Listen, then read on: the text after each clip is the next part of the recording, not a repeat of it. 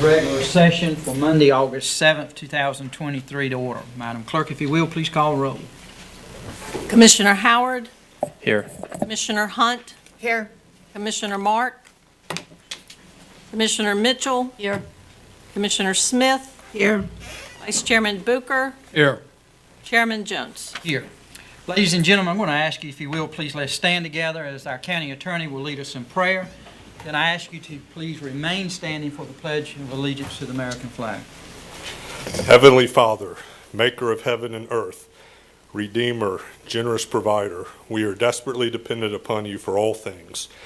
Bestow your wisdom to this body and its members to know and do your will for our county, to abandon unrighteous agendas, to hear and heed your voice, and to make decisions according to your holy word, so that we may practice kindness, develop unity, and walk humbly before you. Bring about unity in our nation and our county through the power of the Holy Spirit. May we, in reverence through repentance of our sins, return to you. As the psalmist said, the sacrifices of God are a broken spirit, a broken and a contrite heart, O God, you will not despise. Father, open up heaven's windows to bless this nation and county as we humble ourselves before you. In the name of Jesus we pray. Amen. Amen. I pledge allegiance to the flag of the United States of America and to the republic for which it stands, one nation, under God, indivisible, with liberty and justice for all.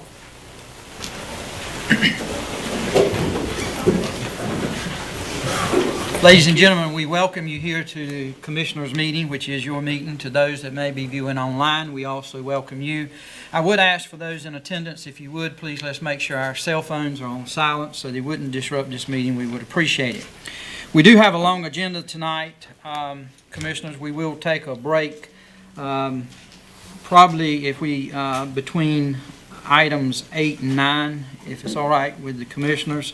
After we hear from Mr. Booth, our water superintendent, we'll take a recess, short recess, and then come back and finish up the meeting.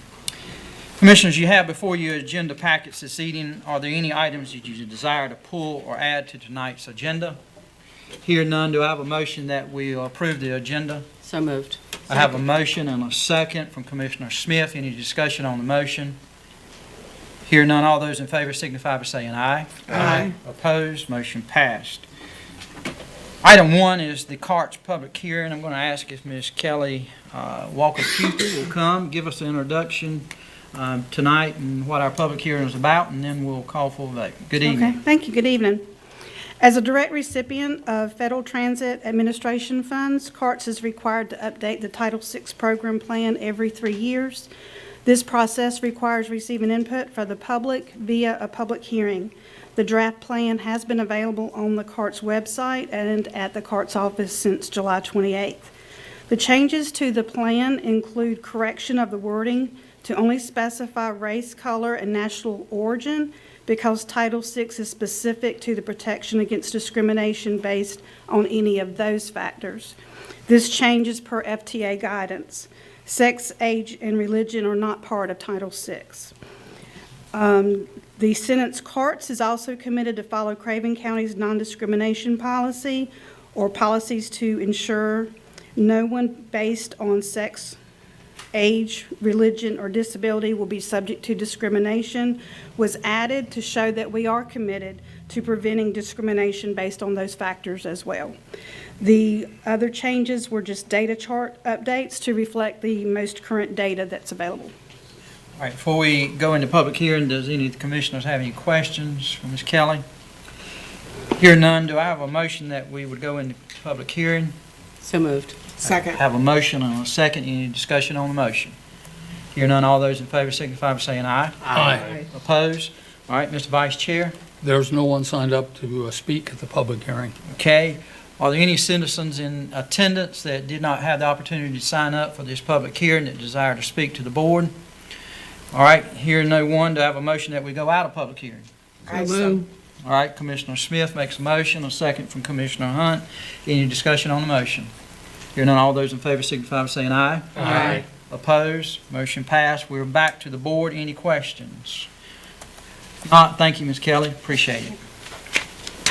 Item 2 is the petition of citizens for agenda topics.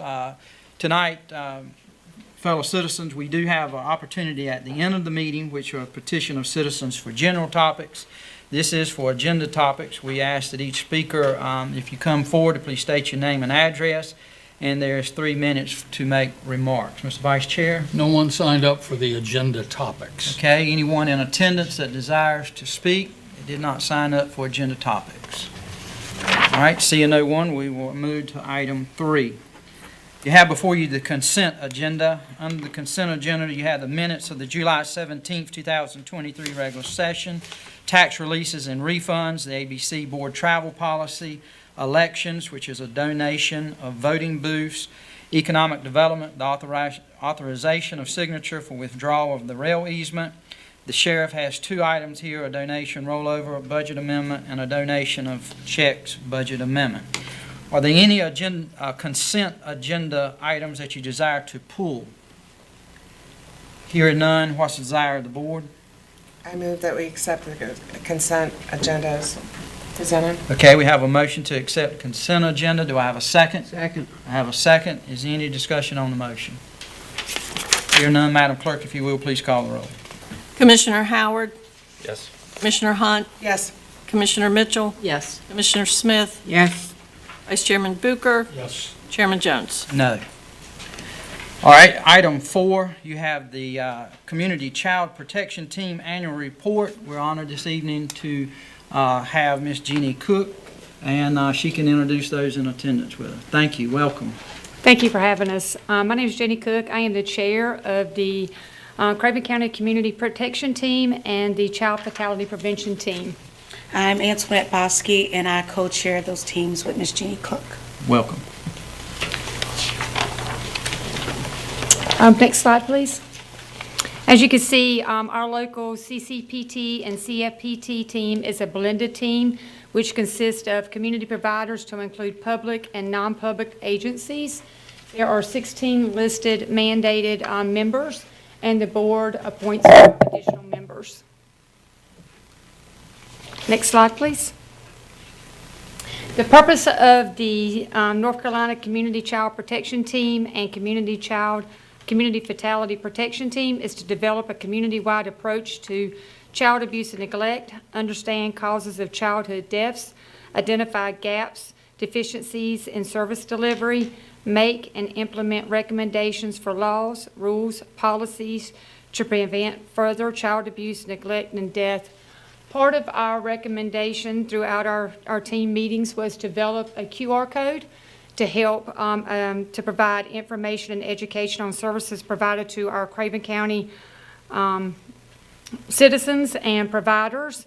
And so this code was created, funded by Craven County DSS. The good thing about this QR code, it can be edited and added additional providers and information as we get knowledge of those, so we can add these. I actually brought some to leave with the commissioners, and so it'd be great if you could provide these out to the community, and they can open their cell phones, scan it, a little code will pop up, and it has topics in there such as cover safe sleep, Board of Education, the schools, and other providers and stuff. And just so you know, this was developed in February, and it's been scanned almost 300 times, so people are using it. Next slide, please. In 2022, Craven County Department of Social Services received 1,344 reports of abuse, neglect, and/or dependency. Of those 1,344 reports, 844, 63% of those met the criteria to be screened in. You can see the increase from 2018 to 2022. The number continues to rise of the reports received. There was a decrease in the reports accepted, but again, the reports received is almost it's over 200 more in the last 5 years. Antoinette? So if you can go to the next slide for me. Our CFPT members review cases on a quarterly basis. We meet January, April, July, and October. We review records of deceased residents under the age of 18. We discuss the outcomes, the services, circumstances surrounding the child's death, and search for ways to prevent future fatalities. When you go to the next slide, it'll talk about those fatalities. Next slide, please. But what I want to note before we talk about those fatalities is that none of these fatalities were a result of abuse or neglect. So I think that's important to know. Of those fatalities, 10 were perinatal conditions, 3 were due to birth defects, and 1 was due to co-sleeping. Of those outcomes, we propose the action that the health department provide education through their prenatal clinic, that Carolina East Hospital provide prenatal education during hospital visits, and then, of course, we have the QR code, which by the number of times it's been clicked, we know that people are accessing it. Within that, when they go to these resources for that QR code, they'll also find information about safe sleep.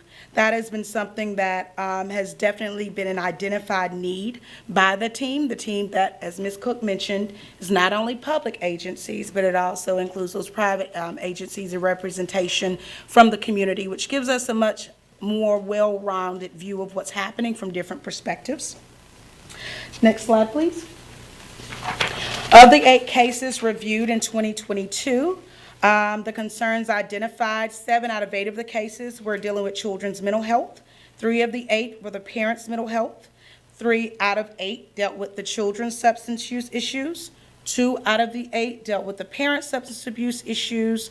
1 of the 8 was due to the child's physical health, and 2 of the 8 were because of parenting needs.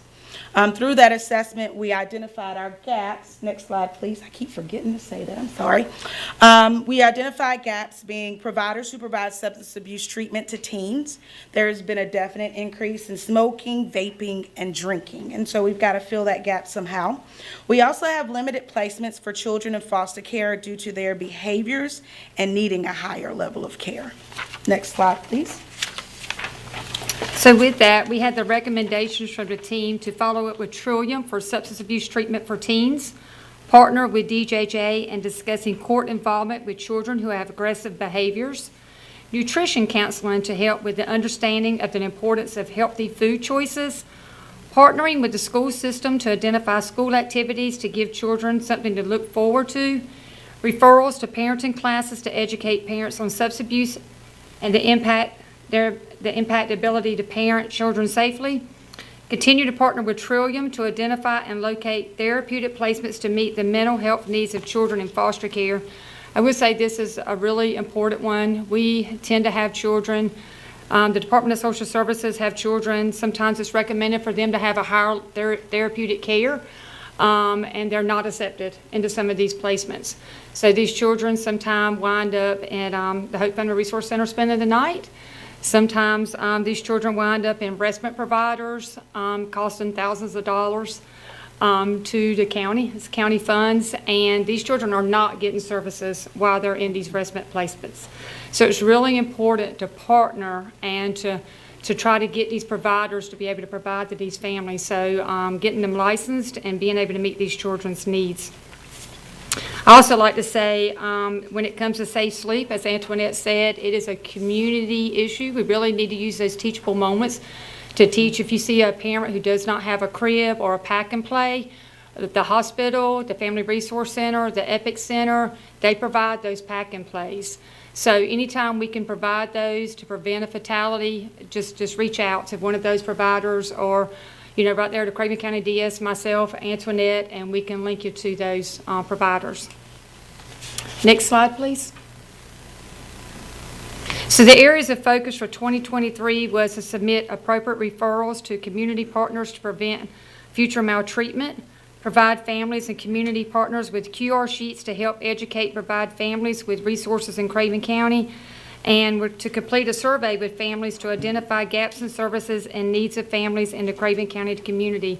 We are in the process of developing that survey, so if you receive it or if you hear of somebody who's received it, really encourage them to fill that out and send it back, because we are again looking for the ways to fill these gaps and way to get providers in here to meet these needs of these families that we serve. Next slide.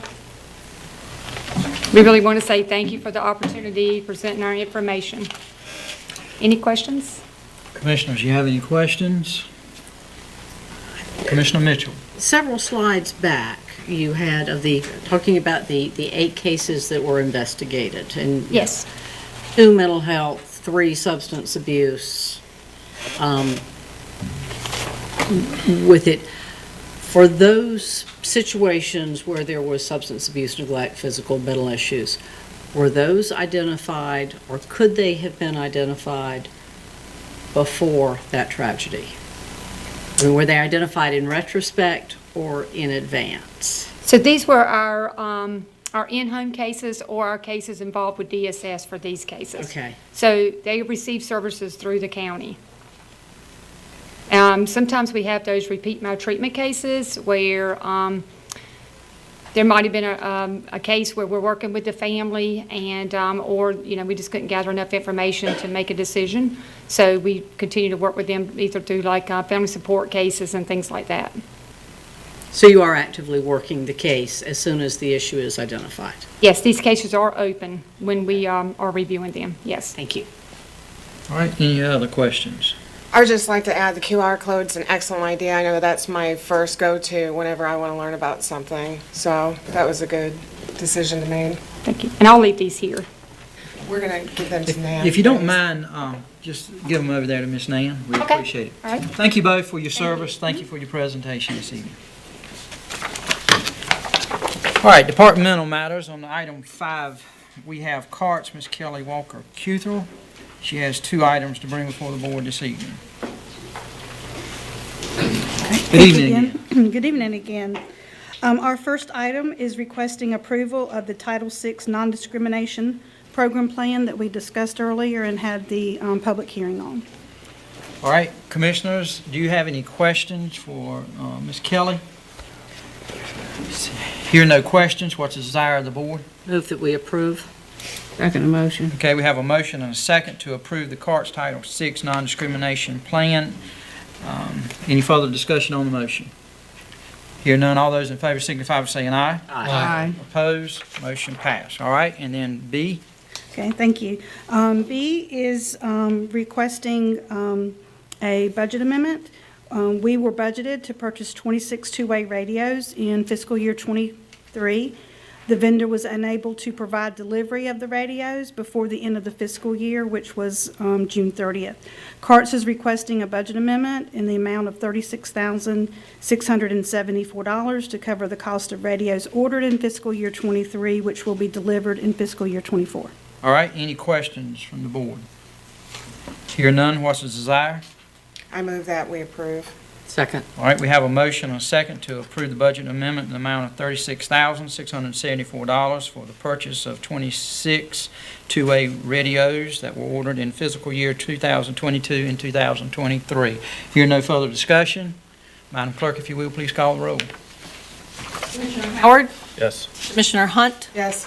Commissioner Mitchell? Yes. Commissioner Smith? Yes. Vice Chairman Booker? Yes. Chairman Jones? Yes, thank you. Okay. Thank you so much. Thank you. Have a good evening. All right, next we have emergency services. We have Mr. Stanley Kike here. Good evening, sir. Good evening. Thank you for the opportunity to be here before you tonight. I would like to present to you some of our recipients of the North Carolina Department of Insurance grants for fire and rescue equipment this year.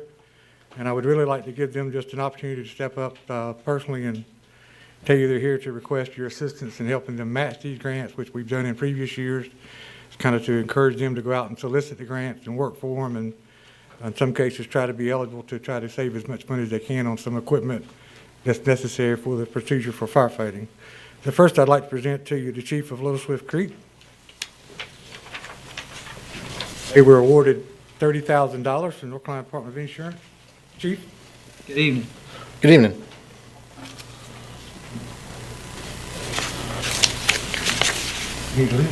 The items we'll be getting on the grant this year is getting 5 sets of turnout gear and 4 SCBA's.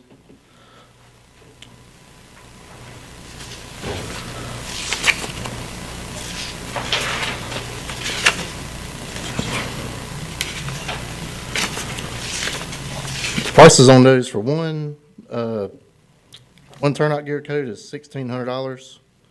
One turnout gear pants is $1,200. One pair of boots, $319, and one helmet for $352. What's the total of those? You have that handy?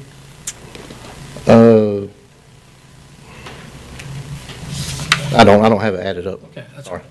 About 38. close to 4,000, right?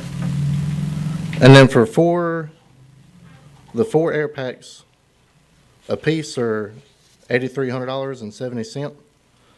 And then for 8 bottles a piece, they are $965. Okay. Any questions on that one? Let me first say thank you for your service. Please relay that to your department, and we thank you for what you do. I sure will, and we thank y'all for y'all's support. We really rely on these grants to be able to get the necessary equipment that it takes to do our job, so thank y'all. Thank you, sir. Next, I'd like to present Chief Milligan with Fort Barnwell. Good evening, sir. Good evening, members of the board. Thank y'all for y'all's support historically in the past.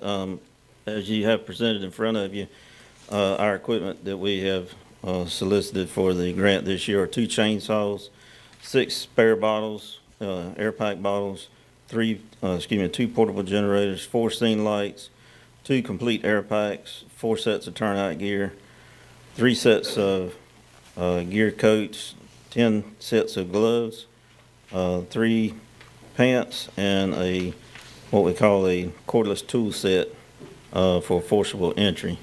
Total on all that was right around $64,000. And do y'all have any questions? Questions from the board? Thank you. Again, Chief, Thank you. thank you for what you're doing.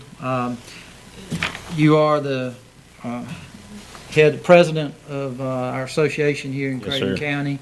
You got anything to share from? I would like to thank y'all, Jack, county manager, attorneys, and all of y'all for your support on the public safety training facility, as well as the support with the sheriff's office, a collaborative effort between fire, EMS, and law enforcement. At this time, we still have not heard anything from the state, from the Senate, but hopefully some money will be turned loose to us. And again, we appreciate your support with the land and the transfer and getting that ball rolling. I think when I look back at the deed, when I signed the deed, we have held it for almost 20 years to the date, so when I signed it. But a big help with Sheriff Hughes and his help as well on the political side. But look forward to it coming, but thank y'all again. Thank you, sir. Next, we have the Township 9 Volunteer Fire Department.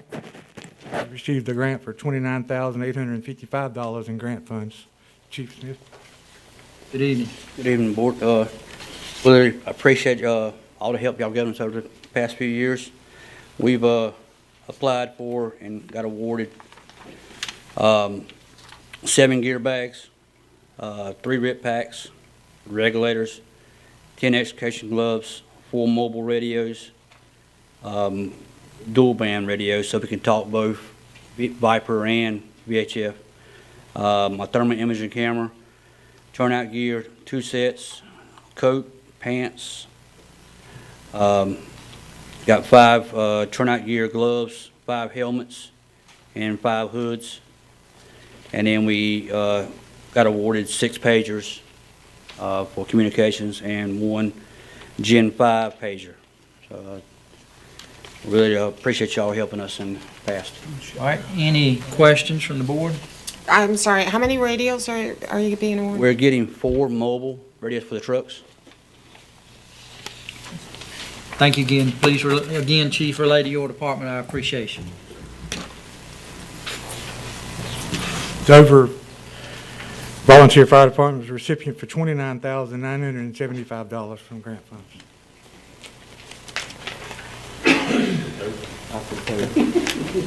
We figured it out. Good evening. Guys, thank you. I appreciate what you guys do, sitting in front of us and helping us out in the county. You guys have got a hard job up here, and ours is easy sometimes. You guys have to answer all the questions. I'm the Fire Chief at Dover Fire Department, Bradley White. We've applied this year, fortunately, and got the Department of Insurance grant. Once again, we could not operate in Dover with the budget that we have without the grant from the state and help from you guys. We could not operate in the capacity that we do operate in. We applied for an accountability system, 6 pails of foam with no phosphorus, 10 encapsulators with no phosphorus, That's also a foam basic system. 2 nozzles, 4 SCBAs, 4 spare bottles, 2 chainsaws, and 1 set of turnout gear, which is coat and pants. Total of about $29,000 and some change on that, $29,975. And like I said, we always appreciate what you guys do. All right, any questions?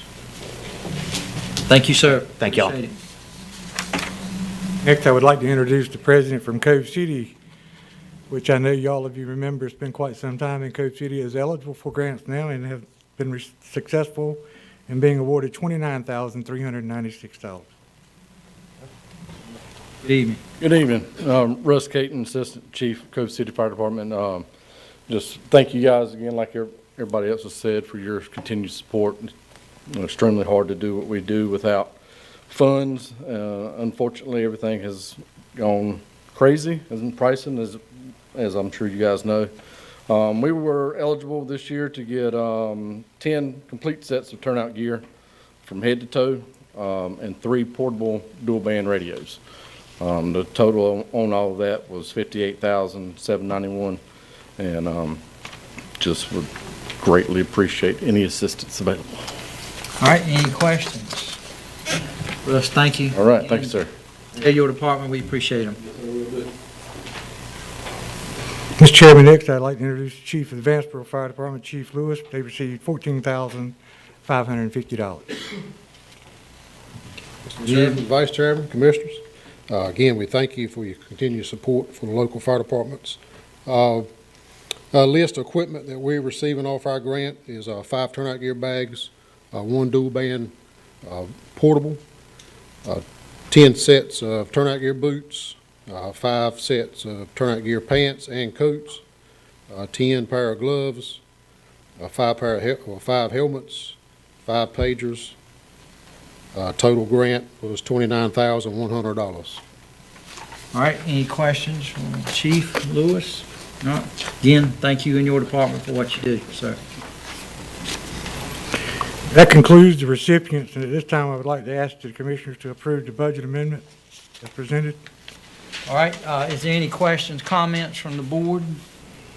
All right. I just have a quick comment, and that is, you all said you appreciate what we do, but what we do doesn't measure up to what you guys do as volunteers to do what you do to keep our community safe. It's really appreciated by everybody sitting up here. And I echo that too.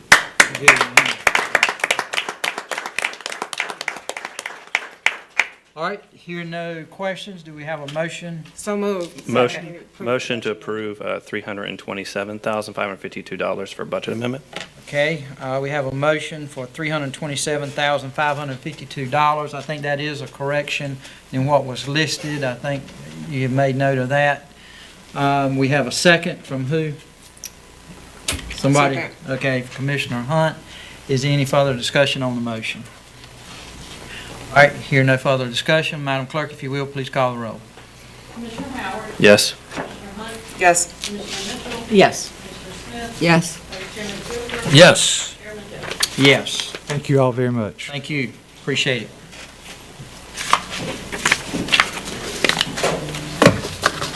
All right, Commissioners, item 7 is, we have with us the Sheriff Chip Hughes and Major David McFadden. Before we consider 7A, Commissioner Hunt serves on the Hope Mission Board, and they will be a recipient of some of this grant funding that will be discussed in 7A. And so this evening, her and I have talked about it. She understands. She has asked the board to recuse her from discussion and on voting on this matter due to Senate Bill 473. I also looked up, it's under North Carolina General Statute 14-234.3, 2021-191. It's a local government transparency law. Yes. So anyway, you've heard the request. Do we have a motion to recuse her? So moved. Second. I have a motion and a second to recuse Commissioner Hunt. Is there any discussion on the motion? Here none, Madam Clerk, if you will, please call the roll. Commissioner Howard, Yes. Commissioner Mitchell, Yes. Commissioner Smith, Yes. Vice Chairman Booker, Yes. Chairman Jones. Yes. Somebody will come get you in a few minutes, Commissioner. All right, gentlemen, welcome. Good evening. Good evening. Thank you for this opportunity to speak to you this evening. The Craven County Sheriff's Office has received a federal COSAP grant to provide services for inmates with substance abuse, alcohol abuse in the Craven County Jail, the detention facility. It's a 3-year grant that totals $970,737. It basically consists of 3 contracted services. One being the largest part being a contract with the Hope Recovery Homes in Carteret County. I'm sure many of you are familiar with it. I've appeared before you discuss this grant, and also Hope Recovery Homes. Under that grant, they will be providing 9 beds per year to house Craven County inmates. As of today, we have 13 inmates at Hope facility. The board has been gracious enough to provide another 9 beds separately, so we're working towards that 18-bed goal. They will also provide under this contract 3 peer support specialists to work in the Craven County confinement facility with our inmate population in dealing with substance abuse issues. Also, part of this grant will provide for a clinical assessment to be done in the facility by a licensed clinical assessment individual. We are fortunate enough to have contracted with a local individual who has worked in the Department of Corrections in other states and dealt with these same issues. She's very well experienced with substance abuse issues and what are known as co-occurring dependencies, being substance abuse and mental health issues. That's one of the contracts, and the third contract is for our grant administrator, who will oversee and supervise the provision of these services under the contract. I'm here this evening to ask for a budget amendment to approve $306,623 for this fiscal year. Now, that obviously is not 1/3 of the total 3 years, but the grant overlaps the fiscal year. So we'll be doing this annually. Okay. I'd be happy to answer any questions. Questions for Major McFadden? Major McFadden already answered it, because I was looking at 970,000, dividing it by 3, and I wasn't coming up with 306. Yes, So we've done that through finance, and I believe we have had one contract in place. We have already expended some of the funds. But it'll balance out over the period of contract. We'll probably have to get a contract extension with the federal government, which I understand won't be an issue. Okay. Any other questions? Not a question, just a comment. Congrats on seeking out and being awarded this grant. We're very excited. It's a new concept, and Sheriff Hughes has been a big supporter of it. You're familiar with our Jail Navigator program. This is a big part of the Jail Navigator program, but it's only a part. We're looking at a lot of community-based services, both with nonprofits, especially our partnership with the Craven Community College has been a tremendous asset.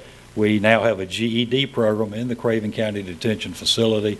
We just had 2 inmates who passed the first half of the process to complete their GED program. So we've got some great partnerships, workforce development. We're trying to stem the tide of recidivism. And instead of just housing inmates, the sheriff has been foresighted enough to see the need to try to go ahead and provide those services, because in the long run, it's going to cost us all less money. Yes, sir. Okay. All right, hearing no additional comments, questions, I do have a motion to approve the budget amendment in the amount of $306,623. So moved. Commissioner Mitchell makes a motion. We have a second from Commissioner Smith. Any discussion on the motion? Hearing none, Madam Clerk, if you will, please call the roll. Commissioner Howard, Yes. Commissioner Mitchell, Yes. Commissioner Smith, Yes. Vice Chairman Booker, Yes. Chairman Jones. Yes. All right, thank you. Thank you very much. If someone will, if you will invite Commissioner Hunt back in, thank you. Good evening, Sheriff. Good evening, Chairman. She'll be right here. Ma'am.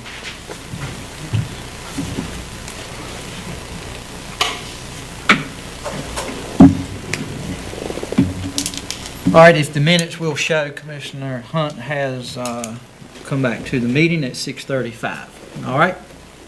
Good evening, Chairman, Vice Chairman, and Commissioners. Thank you for allowing us to come before you tonight. Tonight I'm asking for a budget amendment for our body scanner rollover that was approved in last year's budget as part of the American Rescue Plan Act money that was used for it. This scanner will go in our confinement facility and scan every inmate that comes into the facility prior to getting logged in and checked in.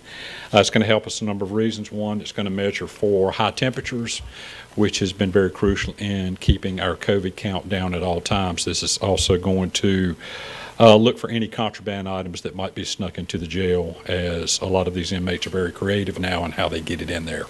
So what we're looking to do is just roll over the money. This was ordered back in April, and we still not have, we haven't received the product yet. The vendor is telling us it should be coming at any time. So the sooner it gets here, the better. But because we did not meet the cutoff, we're going to need to roll this over. Okay, any questions, comments for the sheriff? Move to approve. Okay, we have a motion to have a second. Second. Second from Commissioner Hunt, that is to approve the budget amendment in the amount of $153,138. Any further discussion on the motion? Hear none, Madam Clerk, if you will, please call the roll. Commissioner Howard, Yes. Commissioner Hunt, Yes. Commissioner Mitchell, Yes. Commissioner Smith, Yes. Vice Chairman Booker, Yes. Chairman Jones. Yes. Sheriff, you want to share anything with us this evening? No, sir. We've been very busy. There's been a lot of activity in the county as usual. We continue to go after our gang members and drug dealers. We're preparing for school. We just wrapped up our first summer camp with many of our students that was run by our DARE program. So we're very excited about that and got a lot of positive feedback. And I do want to take a second, and I wish the firemen were still here. When the chief talked about our working relationship, it is extremely close. We rely on those folks. When the trees are down across our roadways, and I noticed one of their grants covered chainsaws. Yeah. It's not DOT that clears the road, so we can get through to our 911 calls. It's our volunteer fire departments. And I'm very grateful. We trained with them.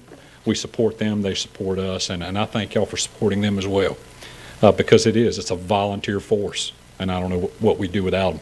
Amen. Yep. Thank y'all. Any questions for the sheriff, anybody? I have one. We have an SRO in each school? We will, yes, ma'am. Okay.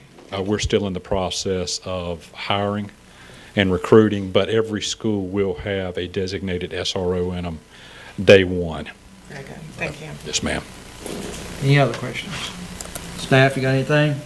Thank you again for being here, Sheriff. Appreciate what you're doing.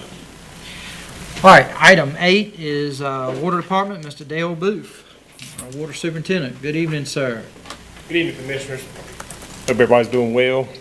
The Water Department budgeted to replace 2 F-150s last year. The order was placed in July, and much like anything involving vehicles, has not been delivered as of yet.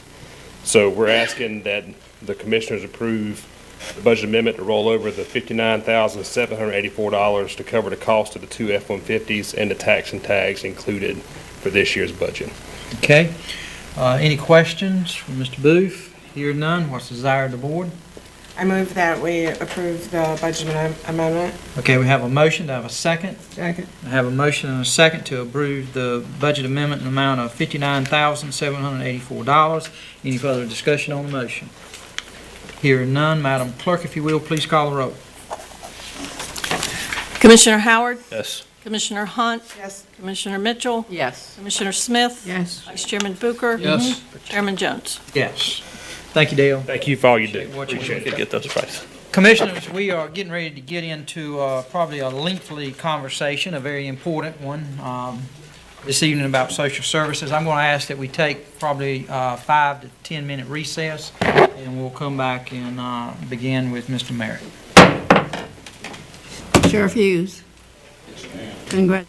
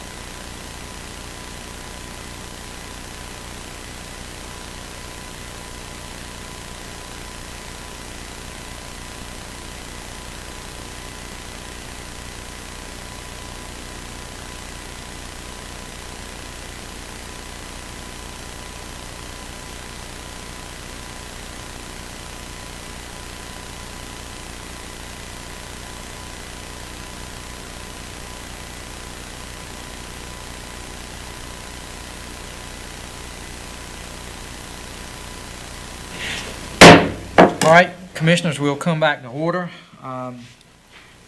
We're at item 9, Social Services, the Medicaid expansion presentation and consideration. Mr. Jeff Merritt, good evening, sir. Chairman, Vice Chairman, County Commissioner, thank you. I want to let you know who we have moving. This is Miss April Rollins. If you'll stand up a second, Ms. Rollins. She's our income maintenance administrator. She is the division head over our largest department there, 98 people, including her. Ms. Rollins is a Craven County native, born and raised. She's been with our agency for 28 years, started a career under the infamous supervision of Ms. Charlene Richards. And now she leads our largest division, and her, like Ms. Cook, are both crucial parts of our agency and the services that we provide our citizens that, I couldn't do my job without individuals like them. So I wanted to say that first. But we come and bring to you the latest information that's been on the hot topic, I guess, it's almost 2 years now. It seems like it's becoming closer and closer to becoming a reality. So we will begin our presentation. Next slide, please. So you can see this is information about the law. This law was signed into state law earlier this legislative session. I want to bring into a specific date right there underneath Part 1A. It states, it doesn't say June 2023, but that's June 2024. So I know we're in our current legislative session, but it has to become law by then, or it shall expire on that date for those sections. And I've got, so that's interesting. I know that there's been some talk in the legislature about Medicaid expansion currently, and maybe it's not as certain as possible, so that it leaves a little bit of wiggle room. But we want to try to go ahead and get prepared for it, since we've got a start date now on October 1st that's been announced by the DHHS secretary. So I would just explain in those next slides. Next slide, please, Mr. Steve. Won't read all this, but this is kind of states those sections where it does not have impact on. So as you see, some financial language related to the hospital health advancement, talks about, county administration funding is in that law, so that stays in there. And just some notification by CMS, it's the Center for Medicare and Medicaid Services by DHHS, approves the Healthcare Access Stabilization Program. Next slide, please. So the current law that was passed, this states the following for funding. You can see we are outside of fiscal year 22-23. In fiscal year 23-24, this is if the law is passed in effect. So counties will get $1,667,000 for each month it is enacted through fiscal year 23-24. So then it goes by each quarter in 24-25, so that number continues to creep up, and then that subsequent fiscal years, and there's not an end date in the language, so unless there is in the legislation. So if there is, the law is enacted through the budget process, then it will be increased over the prior year's quarterly amount by the Consumer Price Index. Jeff, the funding there is cumulative of all counties, not for Craven County, meaning we would get a proportional share based on our Medicaid eligibility with the base, something like that. Right. The current funding formula was based upon the number of Medicaid recipients in its totality of the number of Medicaid recipients of North Carolina. I'm really confused. Sorry. Okay, is the, I'm on 74 million. 7,400,000. That's across all counties? Yeah. Yes. Okay, as opposed to just coming to this county? Yes. Thank you. Yes. And the reason I note that is because when you look at less than 1% of all the Medicaid eligible people, our share is going to be much smaller than some of the larger counties, but we'll have some of the same burden with staff, infrastructure, things that come along with it. Just point of record there. Right, just like every county will, is what the county manager, those challenges with resources. But yes, those will be spread across all 100 counties. Based on population? I believe there's a base, so everybody would get a base, and then it's based on Medicaid eligible participants, is that correct? Right, and that's right. So they want each county to at least get $5,000 apiece. So they give every county $5,000, and then they take those remaining funds, from what I understand, and take it and do the percentage based upon the number of Medicaid eligible recipients, in the percentage of the total. So not to give away the secret sauce in a later slide, but there's roughly 2.9 million, I think, 290,000 eligible folks, and we have roughly 1% of that, Commissioner Booker. Right. So that would be kind of our fractional share if you look at that one. I believe this is one of the last slides, Jim. yeah, and we did in your packet on page 197. you will kind of see the allocations of funds, and on those, it has Medicaid beneficiaries and percentage of total caseload. So you can go by each county and see that. And on page 199, it actually has the total number, 2.9, excuse me, you're right, has the total number of those receiving in North Carolina. So that's in your packet. 2.9 total for all North Carolina, and Craven County is roughly 20. It's currently now 28,111. Yeah, yes, thank you. 99.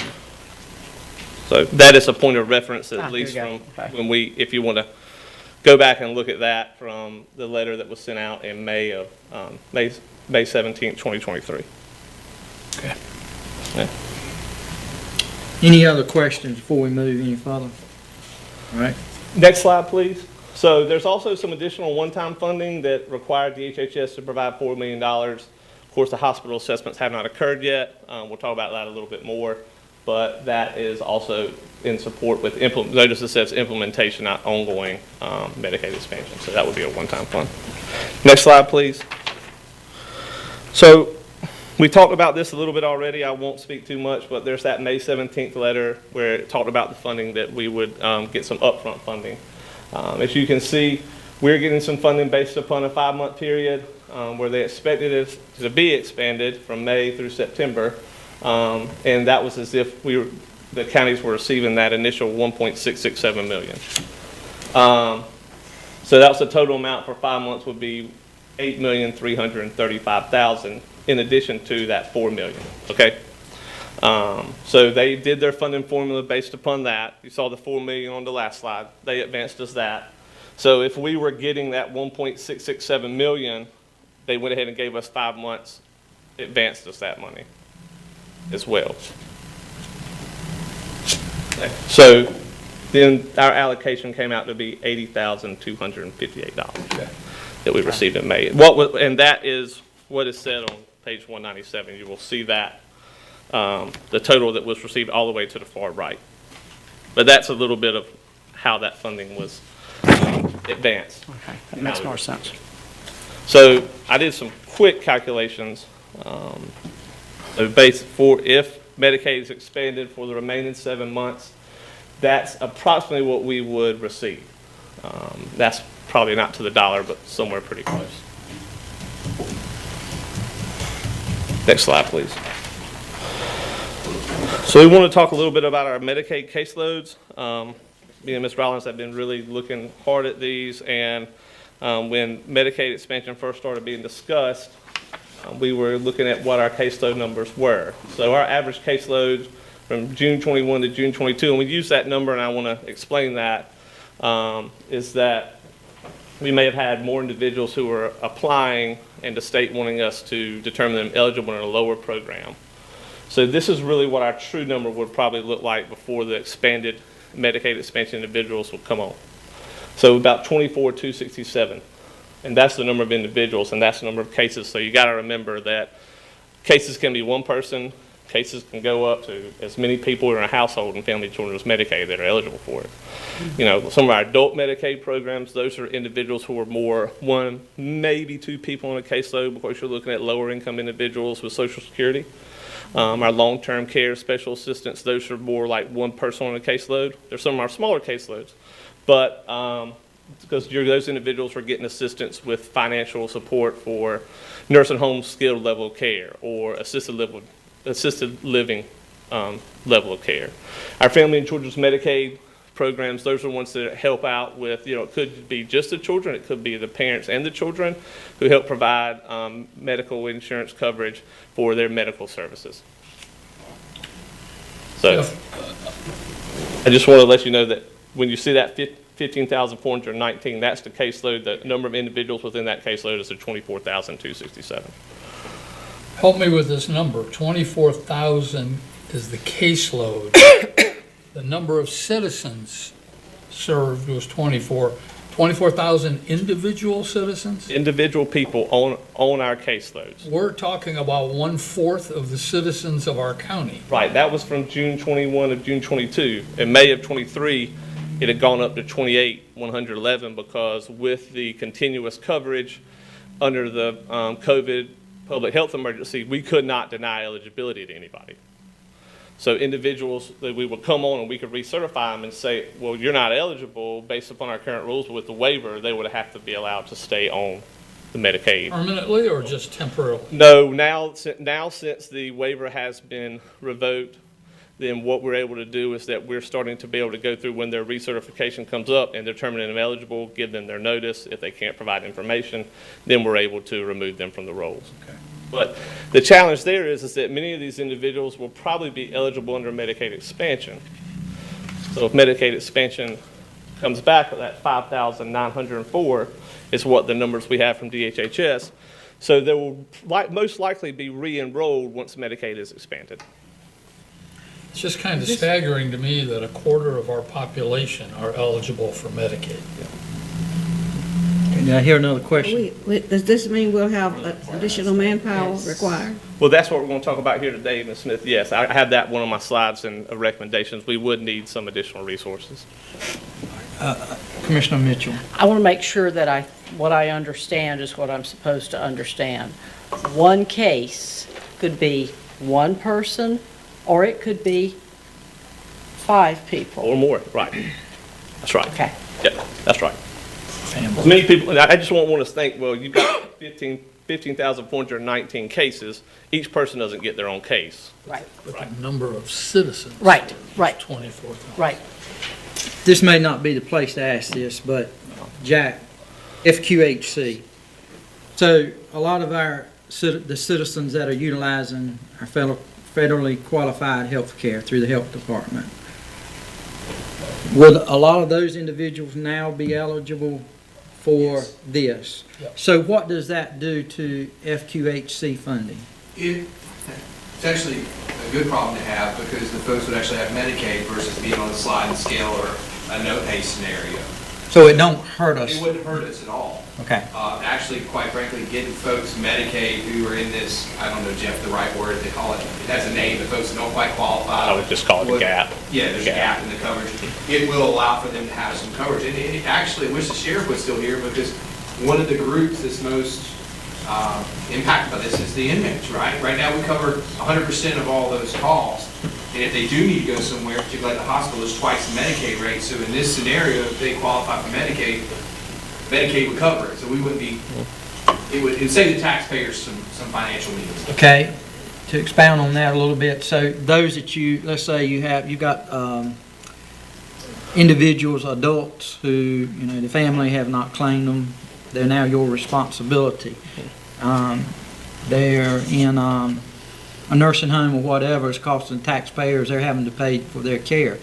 Do you see any of this Medicaid expansion helping in any of those cases? We'd have to look at the income eligibility requirements, Chairman Jones, but I would say that we would see more individuals approved for that.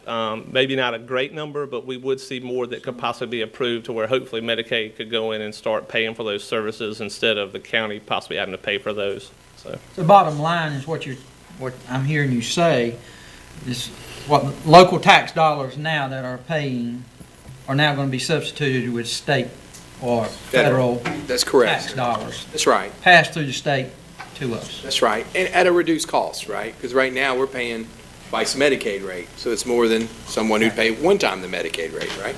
All right, any additional questions before we move on to the next thing? So just want to bring out the last one. So what we did is we looked at the number of individuals in addition to those regular caseloads. The number of individuals will be added, the 5,904, on top of the 24,267, and that's a 23% increase in the number of individuals. So next slide, please. So this is Ms. Smith, you were right on time. So this is our projections on the next slide. So this is our current staffing levels. And we're going to talk about that, and we're going to talk about the ones with the 23% increase. So what we did is that we just went straight 23% increase across the board. So our Family and Children's Medicaid is our largest. We have about 17,000 cases there. 18. So that's a vast majority of our caseload there.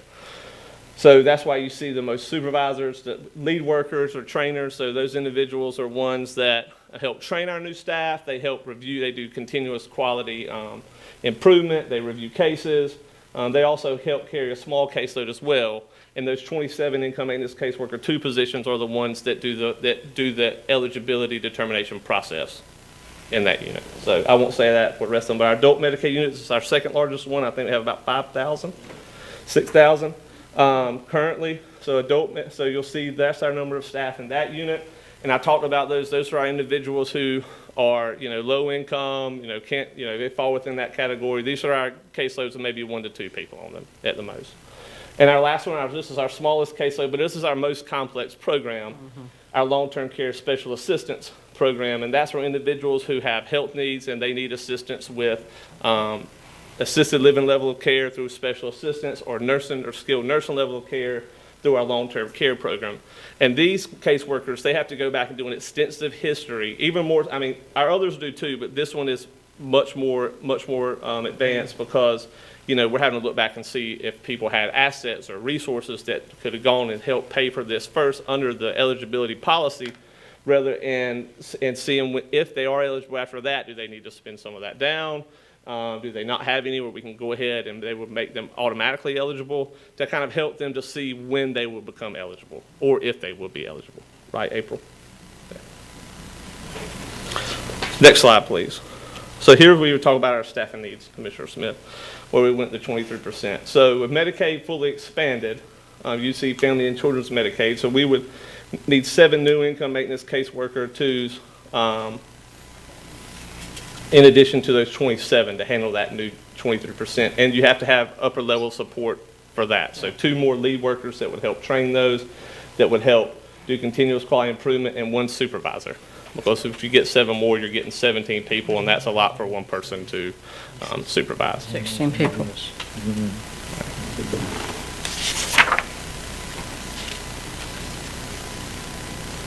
So in our adult Medicaid division, we would just need 3 new income maintenance caseworker 2s. And in our long-term care special assistants, this is one where the cases are more complex, so we would need 3 more. And they are income maintenance caseworker 3s to do, and that classification is done through North Carolina Office of State Human Resources due to the little bit more complexity of eligibility. Again, this is when fully expanded.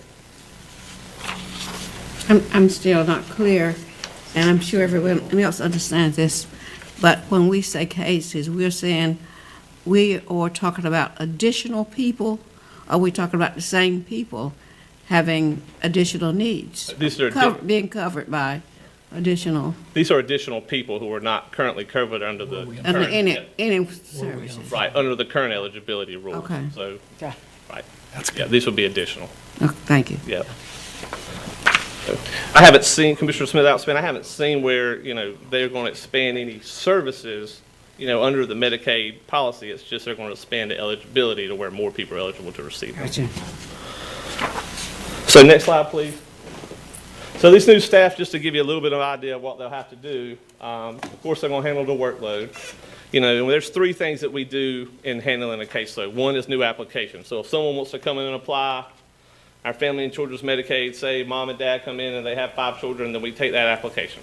And we go through the eligibility process. We get their information that's required to determine eligibility, expenses, income, things such as that. And let's say we determine them eligible. So then we have to do recertifications, which is once every 12 months on each case that we have based upon the date of application. So that's ongoing. So the recertification takes information and looks back and says, are you still eligible to continue to receive? Right. So that's done once every 12 months once you become eligible. So if someone goes through the recertification process and they're not eligible, then we would have to send them a notice and say, based upon your most current information, you're not eligible to receive. You have this much time to give us additional information. If you don't give it to us, then we, remove you from the Medicaid service. And there's also changes, and this is where people call in. They may have a change in address. They may have a change in income. The tax household composition may change. So they take those changes too, and we have many of those. Telephone number changes, address changes are our biggest ones. So we may have changes to where people move here from other counties and they get transferred, because if you're receiving in Swain County out in the west part of the state and someone comes to Craven County, then they're still under their recertification period. We would take over that case. Same thing as someone from Craven moved to Swain County. Right. So In 2017, the legislature passed a law that said if there's Medicaid eligibility determination errors and it's not a sole error of the state, then counties are held responsible for the payback for eligibility errors. So, you know, I would just say this, and I think you've heard me say, we do as much as we can to try to eliminate that risk as much as possible. You know, we're humans. You know, our staff, they are very well aware of the impacts of their decisions, and I will say that you know, with our staff, they do make an error. It's something to where they are very, you know, they look at it, we help them learn from their mistakes, and we try to make sure it doesn't happen again.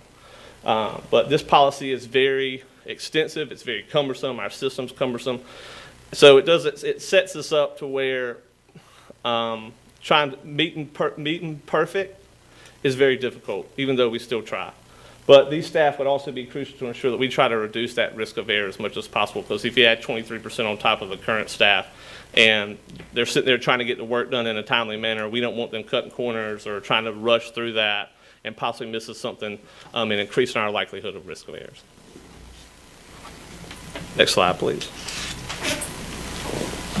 So the state, I want to say, you may hear some things from the state about things they're trying to do to help the counties with the Medicaid expansion that's forthcoming.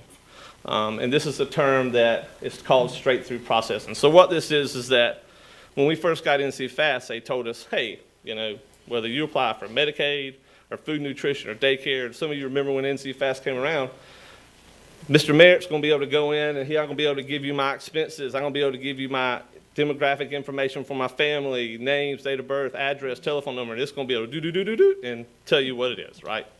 Well, that never came to fruition. And now the state is telling us that they're going to have a straight-through processing, basically what they said before, to where counties will not have to touch these cases that if individuals came in and say through EPAS, they put in all their information, they gave enough information that they would be able to determine eligible through NC Fast. We're doing that right now. However, we're seeing a very low percentage, and I've asked DHB for those. I think our last ones, our approvals, the last ones I saw, how many were approved through a straight-through processing was 0%, and I think our denials were low single digits, 3, 4, 5, or 6, something like that. They're supposed to be making changes that will increase that number. However, I guess I will just say I'll believe it when I see it. And I will tell you that even the ones that we see now that has gone through the straight-through processing, you know, we've started to see some that are, I think those percentages have gone up some, I just don't have an actual one, but to where a case has been approved for Medicaid.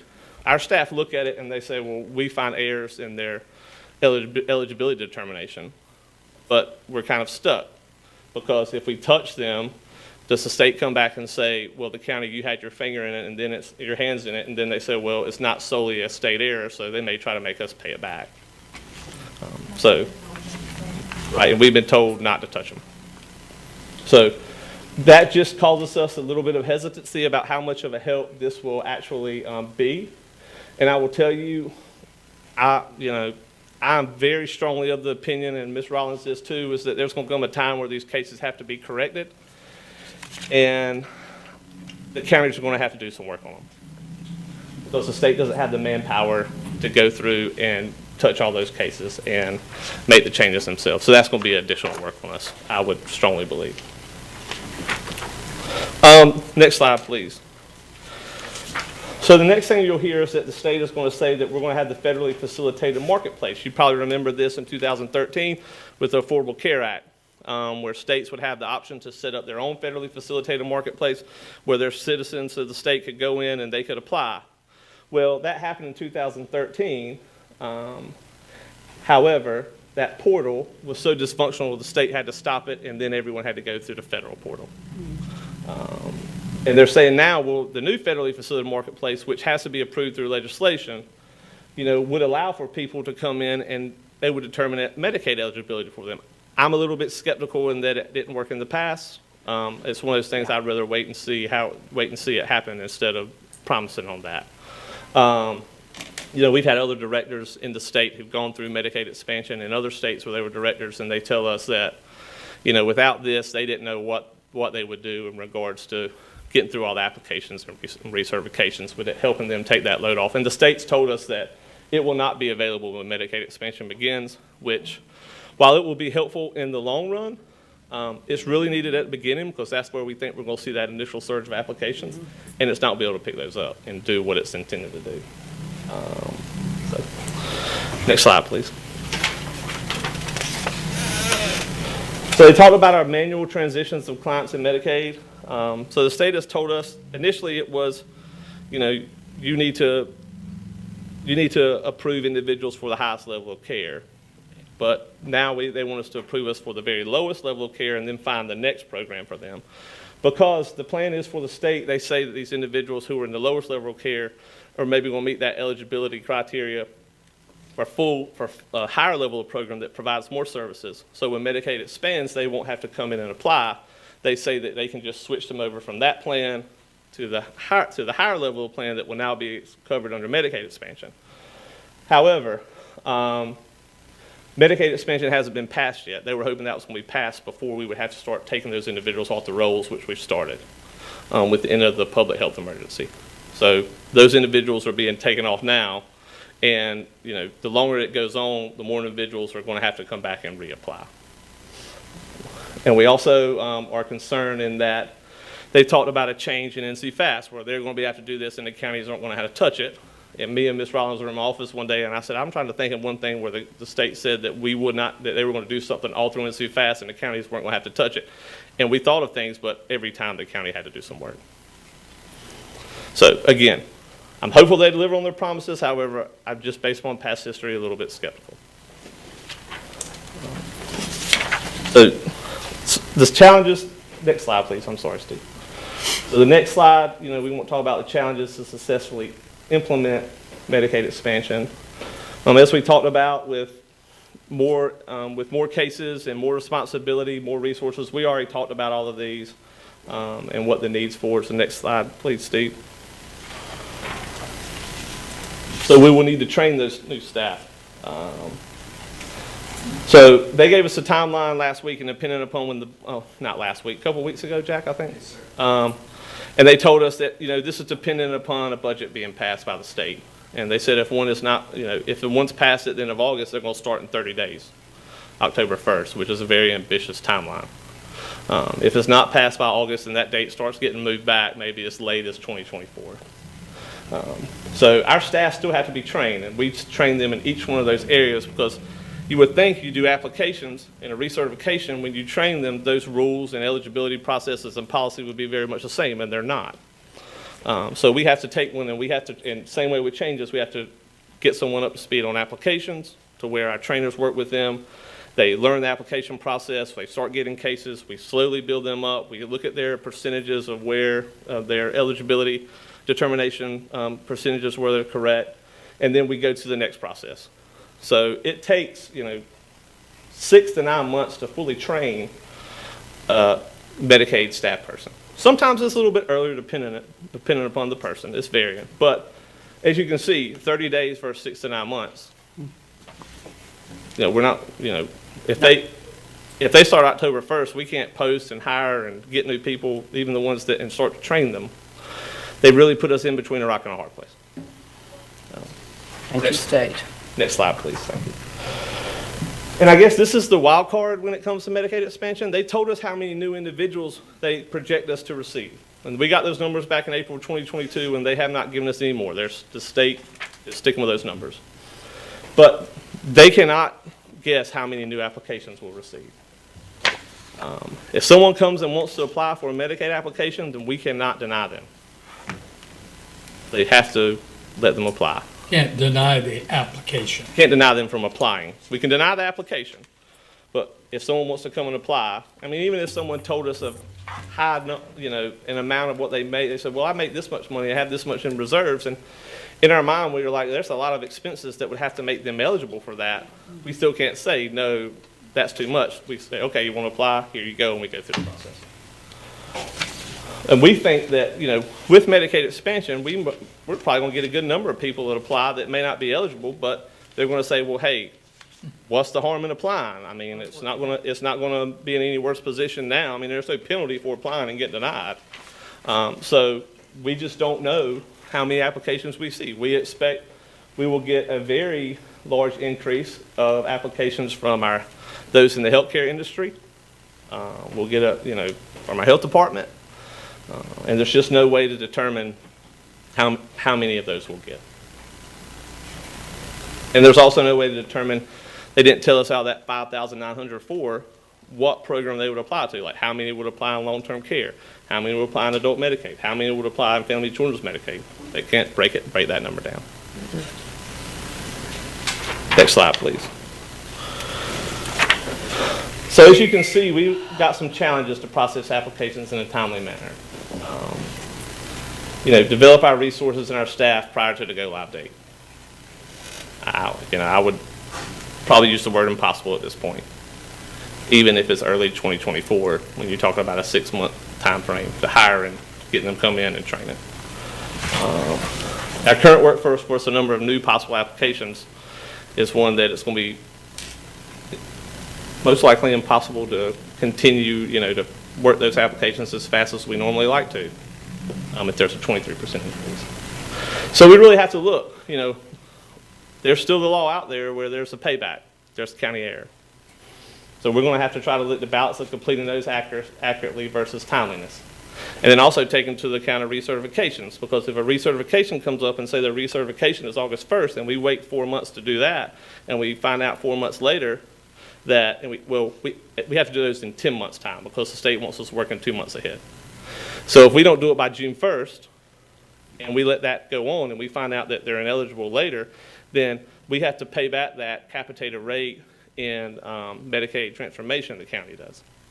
So we've got to look to see, an application, if it goes over, there could be consequences where our timeliness percentage goes down and the state starts to, come to us and say you need to get your timeliness percentage up. However, the thing that's hurting us there is just that, those eligibility hasn't been determined to be able to start Medicaid to start paying for things, which that date is held on the application date. So if someone comes in on August 1st and says applies, and even if we don't do it till November 30th, which I hope is not that long, it will still go back and pay for those services till August 1st. Recertification, you're not going to be able to get out of that when you start seeing the paybacks, right?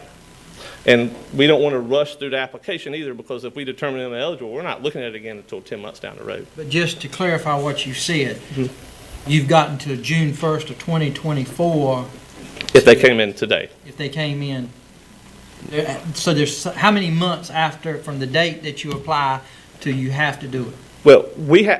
Well, our applications, they want us to be done in 45 days, some in 90 days. So the policy says 45 days when someone comes and applies. So August 1st, if they came in, they will want us to have that application, all the information, do it through the eligibility process by September 15th, 45 or so days. What's the penalty if you can't complete it? The penalty is that the state measures us and they look at that and we could be put under a corrective action plan or something like that right now. The secretary on his call spoke and said he understands the situation that local Department of Social Services are in. However, we don't receive a lot of mercy from the state as it is now. That must be true of every county, though. Right. There's going to be, every county is in the same situation we are in. It doesn't matter if they pass their positions in the budget, or they're doing it, or they've done it on, the middle of July, or even like their first August meeting. Every county is in the same situation. They've also started, the state has also started notifying recipients, applicants. If we take an application and we do not process it within their time frame, they start sending the client notices saying your application is overdue. Your application is overdue. So it's like they're telling the clients that we're not doing what we're supposed to do. Right. And I would think that feature would continue even with the increased volume and the amount of staff. So that's more telephone calls that we'd be taking, trying to explain that, and taking up more worker time from trying to have to do the work to get people eligible or ongoing eligibility. So when an individual applies, the application goes to you and the state? How does the state know? It goes to us. In our NC Fast system, Ms. Smith, they're able to track those. all the county Department of Social Services work in that. That's where those applications are determined through, whether they apply through online or whether they come into the agency. If someone mails us an application, we have to enter them into. We date stamp it, and so the date of application is actually the date that we receive it in the agency. No. Next slide, please, Mr. Steve. So recertifications, we already talked about the lower level and not having to touch those. As we talked about, you know, what you'll hear the state say is, well, you're already doing recertifications for one program. You know, it's not going to be that much different for the other. Well, this other program, there's the eligibility requirements and what you have to check isn't as much as what you're going to have to do on these higher level Medicaid programs. It's going to take our staff more time.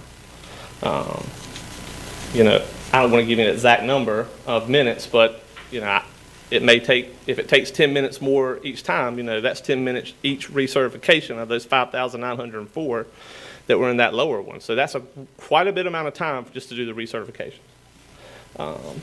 So as we said that, we talked about the roll, you know, if the client falls out of the rollover procedure, like we talked about, where they were going to roll these cases over, having determined ineligible, they're going to come back in and apply.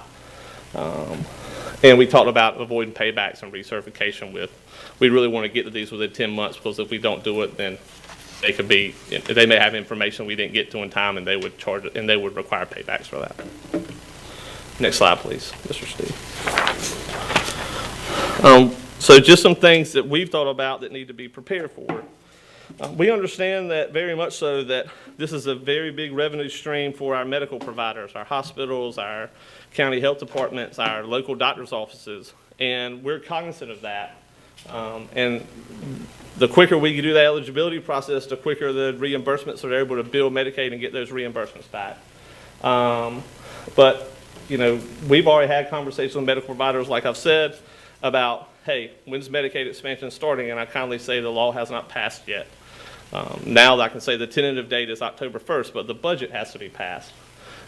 We expect, and they've already communicated with us, you know, where we're really going to start looking for those people who aren't insured and trying to get them to do a Medicaid application.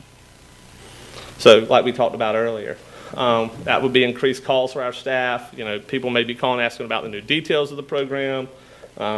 You may get calls about it. You may say, look, we've had a Medicaid application that, you know, was done on this date and it's past the 45 days. So I just want you to I will assure you we're working as hard as we can in a manner to try to get them processed accurately and as timely as possible as we start to try to ramp up, given the prior notice of the start of Medicaid expansion and our ability to try and get resources in place to handle that. Next slide, please. Next slide, our clients, some of the same things, increased calls to staff. You know, they may call about new details as well, just like the providers. We really don't like giving out the new details, because then we don't want providers or clients saying, well, you'll be eligible, since they're not the experts. We would just encourage them, if you think someone's interested in applying, they need to come to our office. You may get calls, as we said, too, about an application like the notices Ms. Rollins said. And I'll just repeat what I said about our staff working as hard as we can. And I will say, you know, that is, you know, our staff do stress when they look and see overdue applications or recertifications, because it's not just the timeliness percentage, but they hear the stories of our individuals who are calling and trying to get these services, and they know what's on the line there. You know, if we get a call and, you know, a medical provider says, hey, look, if we don't get this application, we're not going to be able to do this surgery on this person. You know, we'll try to expedite those where we can. But that's something that our staff, you know, I know they won't become apathetic to say, well, you know, we're working as hard as we can. They take this work home with them, you know, they take those stories home with them, just like our staff in child welfare and adult services do, and hearing these hardships of why these services are needed. So next slide, please. So some of what Craven County can do to support a successful expansion, support and understanding by citizens and organizations. You know, I just want to stress again, our staff is going to be working as hard as they can to try to process those cases as fast as they can. And I just want everyone to try to know that. So important to know, you know, it may take a little longer for us to get back to a voicemail or a telephone call, but we will get back to it. And if someone doesn't, they can call the supervisor, they can call Ms. Rollins, and if I get a call, we immediately say, hey, look into this for us. So, you know, balance about being completed versus doing our best to lower the risk of errors. We talked about that earlier. And then at times, you know, this delay in processes may be out of our control. You know, we work in NC Fast. I do not know how NC Fast is going to be able to handle a 23% increase in Medicaid applications. In addition to food and nutrition applications, we have times where it's been down for 4 days in a month, which is 20% of our work time. You know, that's 1 day out of 4 weeks that we weren't able to go in and process applications, even if we wanted to, because there was an issue with the system. It crashes.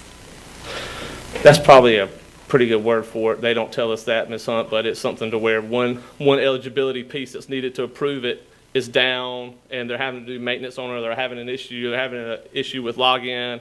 One system's not talking to the other. Those are some of the examples that we see. That could be the case as well. Next slide, please.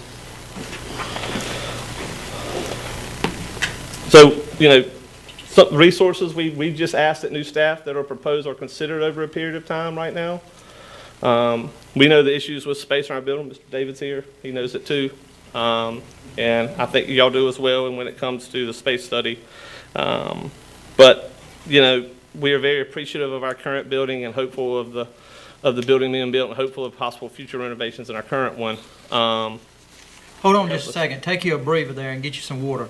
Talk to us a little bit, Jack, about where these new individuals, if they're approved, where they would go. Yes, sir. So what Mr. Merritt's going to ask you in just a few minutes is for 3 new individuals right now. Of course, if there's funding approved, we'll need to come back and have a different discussion with you. Right now, there is 1 space that is still available. It can be broken down into 3 workstations, including the budget amendment is a cubicle system that Steve and his team researched, and I believe we've used a couple other times, Steve. And we would recommend you do that for these 3. Obviously, Mr. Jean, and part of my manager's comments, I'll kind of go ahead and skip ahead. And looking for a groundbreaking in October, and hopefully year to 15 months, get the building built. And once that's done, that'll really free up and help April kind of expand her crowd she has now, but also make room for future growth. And of course, give Jeff some other opportunities. This isn't the only division in DSS, however, it's the biggest. But we do have space needs in other areas too, which this will help. So that's the plan right now. Right. We've got people, two in an office and social work offices, which is an ability to work when you're talking about sensitive information too.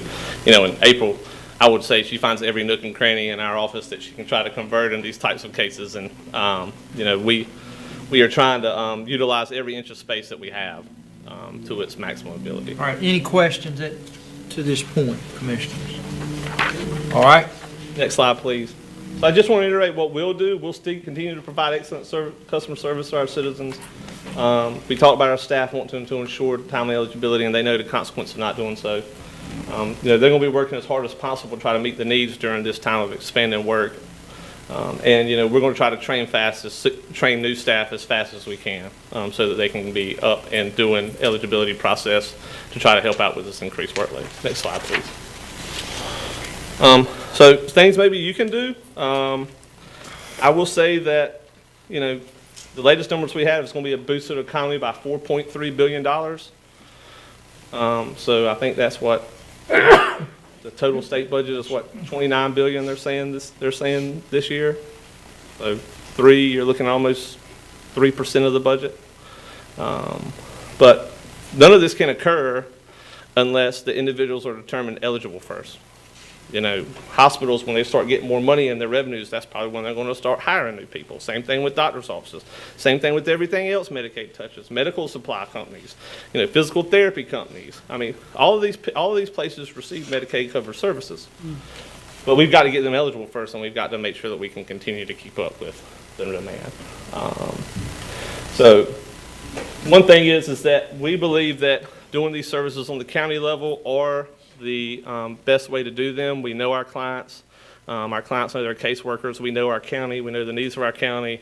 And we would just hate to see a shift to where there's some centralized location in another county like Wake or Mecklenburg trying to determine eligibility services for citizens of Craven County. Then it would get out of our control. you could call me, but then I'd have to call someone at the state. I don't think that's going to happen, but I don't know what type of discussions are going to come up when Medicaid expansion starts. I would ask that if there's something to do, there would be a moratorium in county paybacks due to eligibility determination for at least 5 years, to allow counties to get staff, train them, being able to start determining that eligibility, determining those eligibility new cases with our new staff. And there's going to be possibly some new rules too, and getting used to those new rules. Continue to push the state. Right now, they will tell you they provide us training. Most of the time, it's a webinar with hundreds of people on there, and people don't get asked questions. I mean, so essentially it'd be, y'all listen to me, and I would just read you that PowerPoint and say, okay, go on. But we need adequate training. We need the state to be a partner with us. I know they're having staffing challenges too, but, you know, I would just say when there's issues on our part and we try to communicate that to them, there's not a lot of sympathy. So we need their help. And I will say this, you know, the state is working on this. But, you know, right now, this, you know, those of you who work with the manual, most of the time you have the manual in one book, right? Well, the state will make changes to policy and do an administrative letter, but they won't incorporate that administrative letter into policy. So you got to keep up with the administrative letter for the piece of policy where it is, and that's how we make sure we're following policy. Having it all in one policy manual will be great. And I forgot to mention something very much on the first one. You know, additional state and federal dollars to offset the county costs. You know, you see that $4.3 billion, and that's what they're estimated. I will just say that with our PHP providers, you know, their admin costs are 100% funded by Medicaid. So, you know, we always wonder why can't, you know, that 25% of the county costs be offset a little bit further than what's with this, you know. So, you know, $200,000 is nice, but our cost, even for the new staff, that wouldn't cover all the county costs just for the salaries and benefits alone, much less the additional resources that will be needed, desk, IT, computers, things like that. So, and that's going to be an ongoing cost for counties. And as we know, with things increasing, I wonder if that increase will continue to keep up with the rising costs. Commissioner Howard? Yeah, if you're needing us to advocate for certain things, is there a way to keep up with the ongoing costs to Craven County taxpayers? For instance, this isn't, obviously with what you're talking about, there's going to be a deficit for the new staff, right? I mean, we're going to be paying more than we're receiving for the staff. Right. So as that continues and that we continue to run that deficit, it'd be nice for us to know what that number ends up being, so when we're talking to the state representative or our state senator, that we can say, hey, look at this. This is what it's costing Craven County taxpayers, nuts and bolts, to Medicaid expansion when we were kind of promised something else. That's what I would like to see. Sure. We've got reports, and I'll tell you how we do that. You know, our staff, what they do is that they do their day sheets, and they keep up with their time and how we get reimbursed. We put that time in, we code them to that. So we put their salary and benefits for the month. We get those reports from Craig at Finance, and we put those in, and it comes out, and on the report on the back end, it says how much, you know, federal cost and how much was county cost. So, you know, we could just get that county cost, and then we can look to see what we're getting each month and tell you what the county costs are with that. And not only salaries, but also, like you're saying, the IT part of that and the furniture part of that and the building part of everything that we need to cover that. Yeah. Vice Chair Booker? Yeah, I was just going to say, and mention the chair here real quickly. We need to do this as a group. In other words, we don't need to be making 15 calls to I think we need a comprehensive, here's what we would like to see you do, Mr. Senator, Mr. Representative, so that we're all saying the same thing. Well, all of it is important, but I mean, but if you had to prioritize the first one that I see, and maybe I'm wrong, but I mean, you got to have adequate time to train. I mean, to prepare for this. I mean, you know, and let me ask this question. So, North Carolina Department of Health and Human Services has told you, told all DSS, you have October 1st as start date if a budget is passed. Right. But the legislature, if they pass the budget, if they were to put a start date at a later time, does that override the state's? So there is the probability that they could do that. It could. I mean, you're going to start out and people are not prepared. You're going to make mistakes. That's right. They're not being fair in giving you the time to train Well, and be prepared. And what if the budget gets passed on September 15th? Yeah. You know, I'll be, So, and the secretary had a call with county managers, DSS directors 2 weeks ago. And if it's not passed by September 1st, the start date goes to December 1st or later. So depending on how long the budget negotiation takes, I mean, I even heard, I think Mr. Merritt alluded to, early 2024. So I think that I helps a think that little. the HHS went out to say, counties, if there's a budget soon, get ready, because we're going to go. I think that was the full purpose of the call. We'd still be in a challenge, though, even if it's early 2024 with hiring and training. So, Sure. I mean, we'd be a little bit closer, you know, where there wouldn't be as much of a gap, but we would still be. I don't want to steal Jeff's thunder here at the end. You know, there's a couple things. We're talking about big theory things here. We've got to find these three people, and then we've got to find the people that we need next. And that's no easy feat. Mr. Rollins has open positions right now that are difficult to fill. There's not enough individuals that want to take these jobs in North Carolina. So if we're hiring three, what's Wake County hiring? What's Greene County hiring? What's Pitt County hiring? I mean, it's just, again, there's just not enough folks. And Jeff and I have talked about, this is all a DSS. It's not just this. You know, folks coming out of school or community college that want to take these jobs, they're just not there right now. Yeah. And I think that's being seen, you know, throughout all types of governmental jobs as well. I mean, I've talked with others where we've seen application numbers 6-7 times higher than what we're receiving now. I mean, we get maybe 15 to 20. We used to get 80 to 100 for these types of jobs. So How many vacancies does your department have right now? Right. Ballpark. Right now, ballpark, including the new positions, and you just want income maintenance? Not counting the new this. I'm just your. Oh, I'm talking about the new ones that were passing the budget. Yeah. We've had some promotions, so I know right now we have an income maintenance lead worker. That was a new one you approved in the budget. We had a promotion from an income maintenance investigator 2 to a supervisor, so that's one. We have,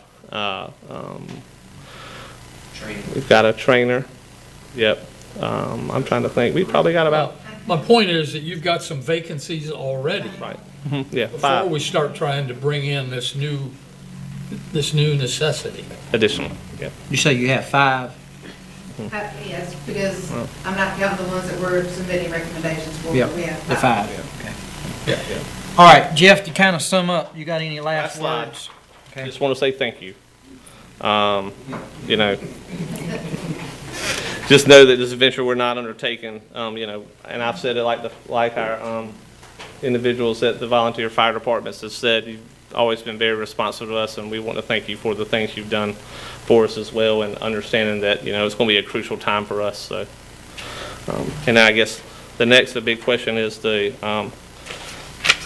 consideration of an initial 3 positions of income maintenance caseworker. All right, don't go far.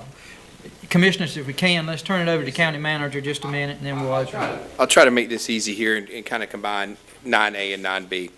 Jeff, you gave a great presentation. I think you outlined it. So what we're asking for tonight is the creation and approval of 3 new income maintenance caseworker 2 positions. And then in 9B, that simply funds those 3 positions using the $80,000 we received, Mr. Merritt talked about earlier, a 75-25 federal county split for the remainder of the salaries, and then all the accoutrements that go along with the new employee, be it the desk system we talked about with Steve, computer, phone, all down the line. That amount is $180,883, and that budget amendment is found in item 9B. All right, questions, Commissioner Mitchell. Initially, Mr. Merritt had identified 16 needed positions. This is the first 3. Is the long-term plan then to do, Yes, ma'am. add 3 more and 3 more, or however? So We have come up with a bit of a methodology. It'd be 3 now. When it's approved by the General Assembly, Mr. Merritt would like to come back and request, Jeff, you're going to have to help me. I don't have it with me. 4 more. 4 more when it's approved, and then we would take the remainder under consideration at budget time next year. Okay. So this is a phase one, step one. Yes, ma'am. All right, other questions? So initially, what is it, the cost of it to local tax dollars? What is the cost of it out the door? So approximately, sir, if we look at page 196 in your agenda, it's titled Budget Amendment, you'll see that we're including $80,000 in revenue, $80,258, and then there's $100,625, which would be the income, maintenance, staff, and overhead, and that's on a 75-25, so approximately 25 and some change would be the local taxpayers' exposure here. 25 for the first. Ballpark. Okay. And I guess I will say, if it is expanded, we'll start getting that 1.677 million, so. That's right. More money will be coming in, we'll just have to pull. So, and I was talking with the commissioner this morning, so if you got the 80,000 and you look at it through the fiscal year, I think your chart even showed approximately 112,000 a year is what you're anticipating. Yeah. So you'd have roughly 32,000 left to receive for this fiscal year. If the budget's approved, that with a big caveat, if the budget's approved. Okay, additional questions? All right, so the first item action that staff is asking for is that we first, if it's desire of the board, that we approve the initial 3 income caseworker 2 positions. So this is not the money side, this is just approving the positions. What's the desire of the board? I make a motion to approve the initial 3 income caseworkers. All right, we have a motion. Second. I have a second. Is there further discussion on the motion? Okay, Madam Clerk, I'm going to ask you to please call the roll. Commissioner Howard, Yes. Commissioner Hunt, Yes. Commissioner Mitchell, Yes. Commissioner Smith, Yes. Vice Chairman Bucher, Reluctantly, yes. Chairman Jones. Yes. All right, so 9B, this is the budget amendment of the $180,883. And again, just the clarifications now on it. So this will fund the 3 positions and the furniture, correct? Yes, sir. Okay. And telephone. Computers, training costs, a variety of other supply items that a new employee would need. Okay. So that's salary plus Benefits, Benefits. retirement, whole 9 yards. all the little extras. Yes, sir. And then if the budget's passed, you're going to come back and ask for 4 more at that time. And you would have to do the same thing, furniture, et cetera, at that time. Yes, sir. We'll probably have a little more creative mind in placing the 4 new people, but yes. Okay? All right, questions from the board before we take a motion?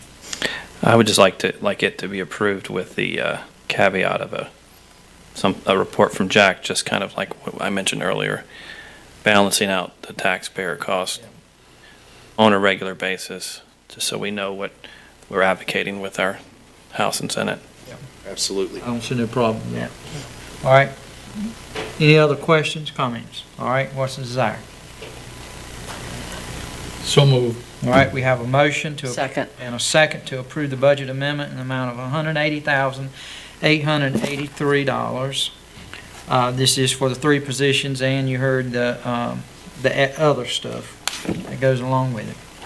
All right, discussion from the board.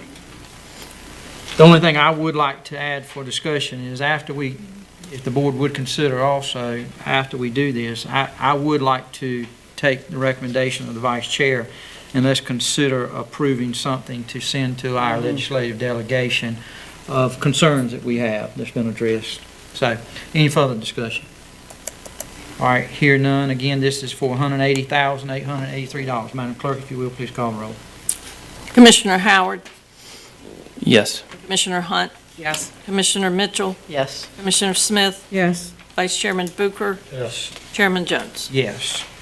All right, so taking up the vice chair's recommendation. Vice Chair, how do you want to include all of that? Or do you want to, how do you want to do it? Yeah, I think the concerns that we have we need to bullet points, this concern, this concern, and this concern. And that needs to, we need a copy of that, so if we're talking to them, but in the meantime, we need to go to them in writing with those concerns. As a board. Agree. With the chairman's signature, kind of like we did with that last letter. Would it be all right with the board that you've got it here before you allow staff to go ahead and draft it with assistance of Mr. Merritt, Yes. and we go ahead and send it on before our next meeting, not bring it back? Yes. Sir. All right, is that a motion? Yes, I'll make that Second. motion. Okay, we have a motion and a second to write a letter to our legislative delegation in North Carolina General Assembly outlining the recommendations and concerns that were given to us by Mr. Merritt, the advocacy part. Any further discussion on the motion? My question would it be appropriate to include some of the leadership in the letter? Or just go through our delegation?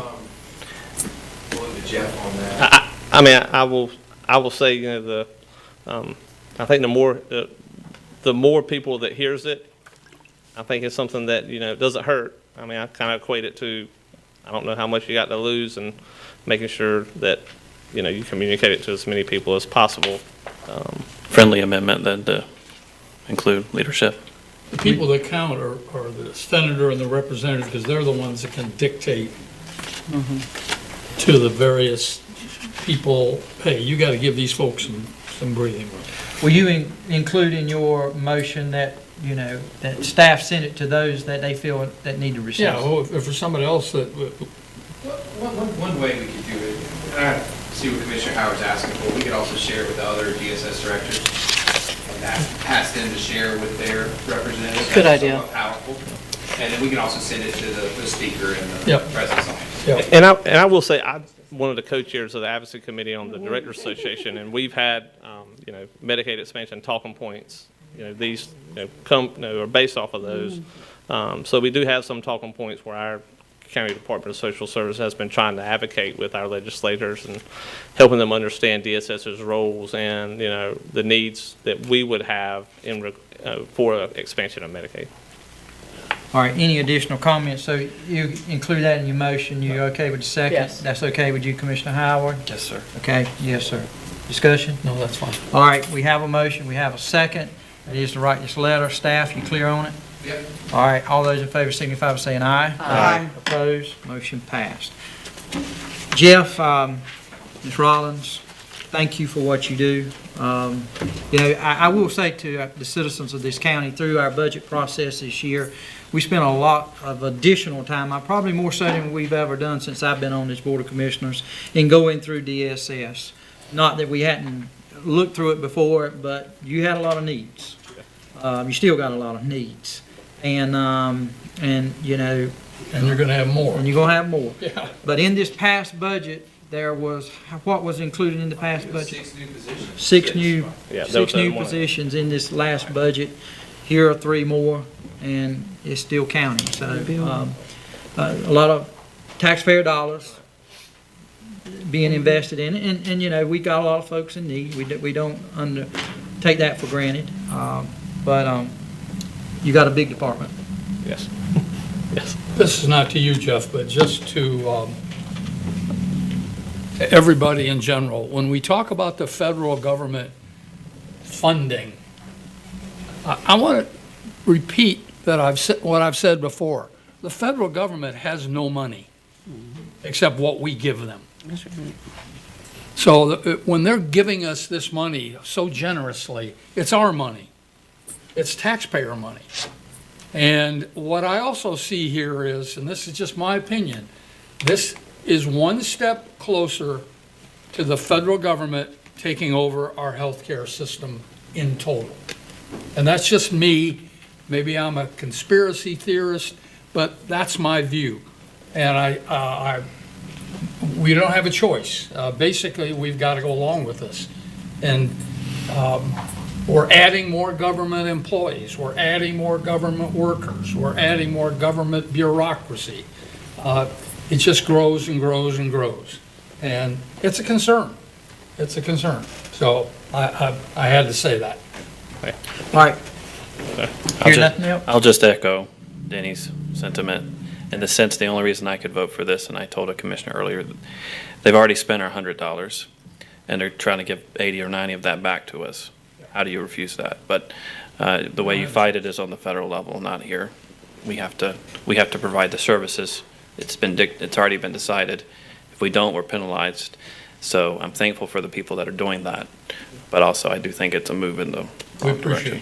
Yeah, we do. Yeah, and I will tell our staff that too. They're the ones that on a day-to-day basis, we couldn't do it without them, and we're very appreciative of them. Thank you both. Thank you all very much. Have a good night. Thank you. All right, Commissioners, 5 minutes to 8. Economic Development, authorization to request an extension of building reuse. Mr. Jeff Wood. Good evening, sir. Good evening, Chairman. Good evening, Commissioners.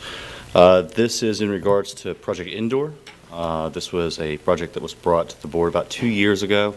Project Indoor is Carolina GSE, now Pilot John International. They've been in our industrial park since 2019. Great company that we've been able to work with. They had made a promise to invest to double the size of the building. They were also going to increase by 15 jobs, or a total of 24. They have finished the work on the building itself. They have had, much like the rest of our industry at this time, struggled to be able to recruit and maintain a workforce. So they're currently somewhere around 11. I'm working with them to try to figure out how to get another 6 or 7 over the next 6 months. This has been brought up to EDP&C, our state partners. They are seeing this statewide. I have had a conversation with Commerce, who is the one who funded the grant 100%. There's no county funds that are attached to this, $120,000. They are seeing something similar as well across the board, and so they have no problem with an extension. I would recommend pushing it out for another 2 years to give them as much time as possible to make the adjustments that they need to be able to keep their workforce and have a chance to grow. Also, just on another note, during the building of this expansion, for the second year in a row, they've offered to the county its use as a warehouse in case, God forbid, of a natural disaster at no cost. And this goes with a bunch of companies that are in our industrial park. So a really great corporate citizen, good partner for us. We want to help them out any way we can. Okay, questions for Mr. Wood? Move to approve. Okay, we have a motion and a second to approve the request for a 2-year extension of the grant agreement. Any discussion on the motion? Just a comment that this is a dynamic company, doubling their size in just a short time, and this is a no-brainer to me. I just think it's they're a great young operation, and it's going to be good for this county long term. Mm-hmm. And I also just want to state for the record that staff did some checking on this, and we have, as a Board of Commissioners in the past, done this same thing for other companies due to extreme situations, whether it was after Hurricane Florence, economic downturns of our economy. So this is not setting a precedent. It has been done before. So, all right, any other discussion? All right, we do have a motion and a second.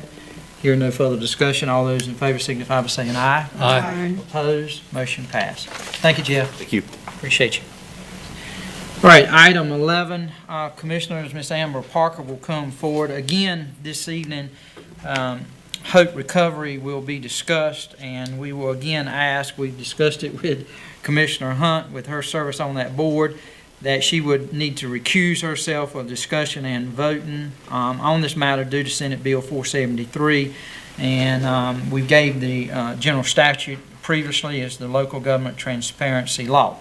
So we need a motion to allow her to be recused. So moved. So moved. We have a motion and a second to recuse Commissioner Hunt. Any further discussion on the motion? All of those in favor signify by saying aye. Aye. Opposed? All right, Commissioner, we'll call you back in a few minutes.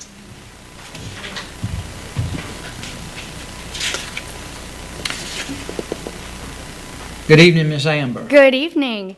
Tonight for your consideration, I have a resolution to direct the expenditure of opioid settlement funds. When I got here, I thought I had one piece of good news for you tonight, but I actually now realize I have two. First is this will not be quite as complicated as Medicaid expansion. Glad I'm going second. The good news that I do have for you is that the money that this resolution addresses is already in the budget. The fiscal year 23-24 budget adopted by the board in June included $622,048 of opioid settlement funds for opioid remediation efforts. You might be wondering why we're here to talk about funding that's already in the budget, and the reason is because we are required to ensure the same dollars comply with two very different and conflicting sets of requirements for how the money is organized in our documentation. First, the funding must comply with the North Carolina Local Government Budget and Fiscal Control Act, and the budget does that.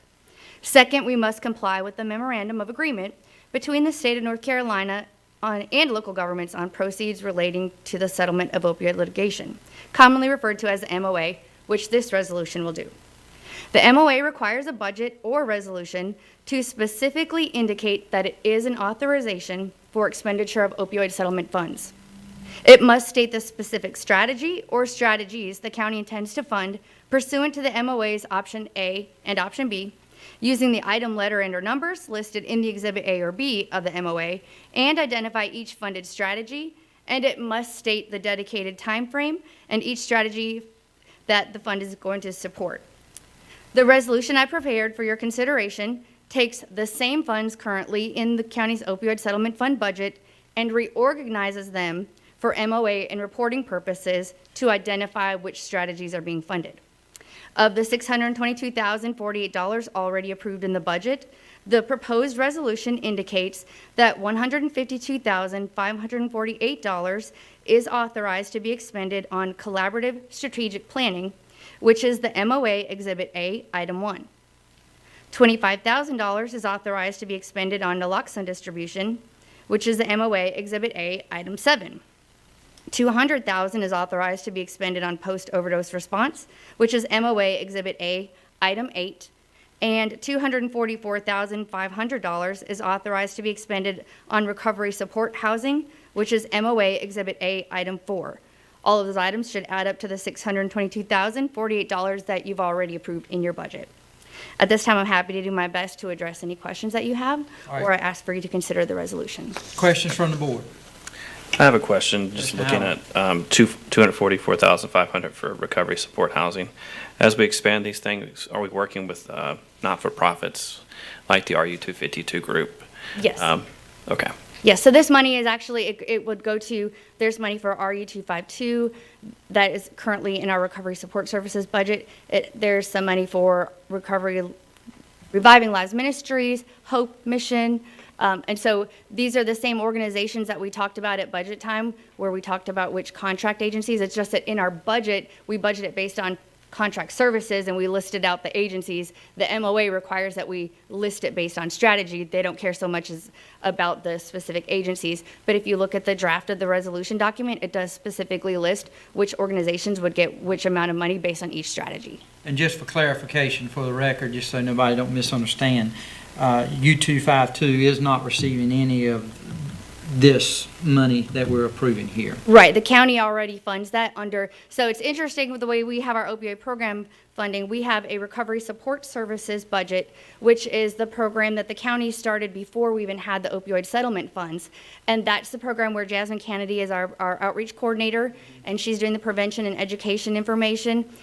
RU-252 was already funded under that budget, and it will continue. So the county's goal was to not supplant any of that previously funded program budget with opioid settlement funds. So this is completely separate. So that is continued. It's already in the recovery support services budget.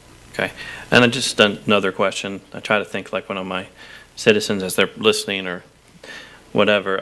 The $152,000 for collaborative strategic planning, and we've discussed a little bit, but just for record, define collaborative strategic planning. Sure. The collaborative strategic planning process is actually a 14-step Exhibit C of the MOA. It's an interesting document, but there are 14 steps that they require for collaborative strategic planning that the county would have to go through. And basically what it is involving a long list of stakeholders into the process of determining what the needs are, what the gaps are. They're to put together a report of recommendations to you for consideration, and then you have the option of going with those recommendations, or you could choose to fund other recommendations. But that's what the collaborative strategic planning process is. And this would also cover the opioid program manager position that you created in the budget and all of the necessary items that would support that position. Thank you. You're welcome. Okay, additional questions? All right, hear no additional questions. What's the desire of the board? Make a motion that we approve the Second. All right, we have a motion, Commissioner Smith, a second, Commissioner Howard, to adopt the resolution to direct the expenditure of the opioid settlement funds. Any discussion by the board? Hearing none, Madam Clerk, I'm going to ask you, if you will, please call the roll. Commissioner Howard, Yes. Commissioner Mitchell, Yes. Commissioner Smith, yes. Vice Chairman Bucher, Yes. Chairman Jones. Yes, thank you. Thank you, Amber. All right, someone, yep, thank you.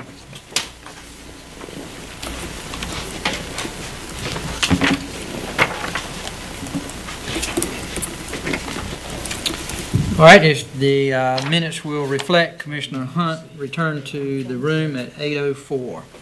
All right, item 12 is facilities, the approval of the hazardous material abatement contract, master planning services for the Sudan property. Mr. Gene Hodges, good evening, sir. Evening, Board. When I've got one of the least complicated items, then it's been a bad night for the board. But anyway, so on December 5th, the Board of Commissioners approved the purchase of the former Sudan Temple Complex immediately adjacent to the County Administration and the Court Facilities Complex. This sale was finalized in January 2023. During the Board's budget deliberations for the 23-24 budget, the Board directed staff to obtain bids for hazardous material abatement services related to the property and to request a proposal with the design team of OCA to develop a master plan for the property. A request for a proposal, RP, was issued for hazard materials on June 30th. A mandatory pre-bid was conducted on July 10th. Bids were due on July 20th, and we received 4 bids. They ranged from $84,480 to $98,700. There was a bid tab was included in your packet. The low bidder was EHG LLC, doing business as Alloy Group from Morrisville, North Carolina. The total costs related to the hazardous material abatement are the contract with Alloy Group for $84,480, third-party air monitoring for $20,000, abatement design services for $27,500, a project contingency of $20,000 for a total cost of $151,980. Additionally, the board gave direction to obtain a proposal to begin the process of master planning. The submitted proposal for all services related to the master planning process is $199,250. It was also requested for OCA to provide a fee to include related to preparing demolition plans and specifications. This fee totals $22,000, and that proposal is also attached in your agenda.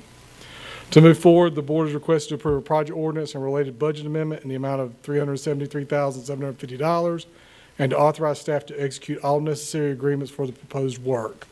The budget amendment and ordinance is included in your packet. We'll point out that this is coming from the Capital Reserve Fund balance. All right, any questions for Mr. Hodges? And I think we got some folks in attendance here also that can answer some. Any questions? If the board approves this tonight, timing? They will be ready to move fairly quickly on the asbestos abatement. Did they give a time frame, how long they thought? I think it's within a 30-day window, but I'm assuming shorter than that. So within 30 days or shorter than that Okay, would be when they would commence the operations. okay. Then we have to request approval from the city for the demolition. That's correct. So part of this agreement will be then authorizing our design team to start working on the demolition plans for the facility and get that permit in with the city, and then the waiting period starts. Okay, additional questions? So when we start the master planning for the Sudan property, will that be before or after the approval from the It's city? going to be concurrent. So while that year that we're waiting for the approval to do the demolition, will be when we're working on the master planning. Commissioner Mitchell. Is there any chance that the approval process could be less than a year? Maybe, but right now I think that in order to get a demolition permit, it has to be signed off by the HPC. The HPC's process is the 1-year process. Yep. So it's not, They can require a plan. as they'll tell you, technically, that's not a city requirement, that's an HPC requirement, technically. Let's call it certificate of appropriateness is what you apply for. And could it happen earlier? Yes. Is it likely it will happen? No. No. Okay. Got it. But that's okay, because we're working on the master plan at the That's same right. time, We're not and gonna that's going lose to any take some time anyway. Correct. Okay, additional questions, comments? All right, what's the desire? I move that we approve this. All right, we have a motion, Commissioner Mitchell, a second from Commissioner Smith to approve the project ordinance and the related budget amendment in the amount of $373,750 and authorize staff to execute all necessary agreements for the proposal work. Any further discussion on the motion? Hear none, Madam Clerk, if you will, please call the roll. Commissioner Howard, Yes. Commissioner Hunt, Yes.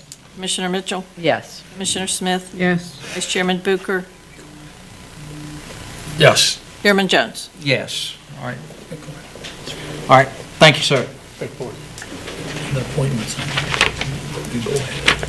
Appoint the chair. Okay. All right, next item, item 13, is appointments. You have pending, current, and upcoming.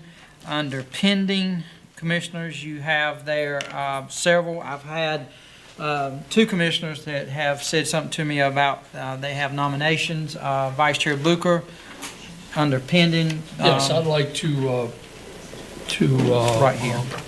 propose Chip Shagnon as the chair for the ABC Board. All right, we have the nomination for Mr. Chip Chagnon for the ABC Board.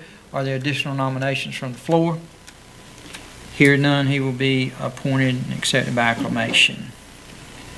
All right, and then Commissioner Hunt, you had one here. I'd like to nominate Mr. Theron McCabe, our former Craven County Commissioner, to the Fireman's Relief Fund Board. All right, we have the nomination of Theron McCabe for District 5 Fireman's Relief Fund Board. I think this is for Harlow Fire Department. Township 5. Township 5, thank you.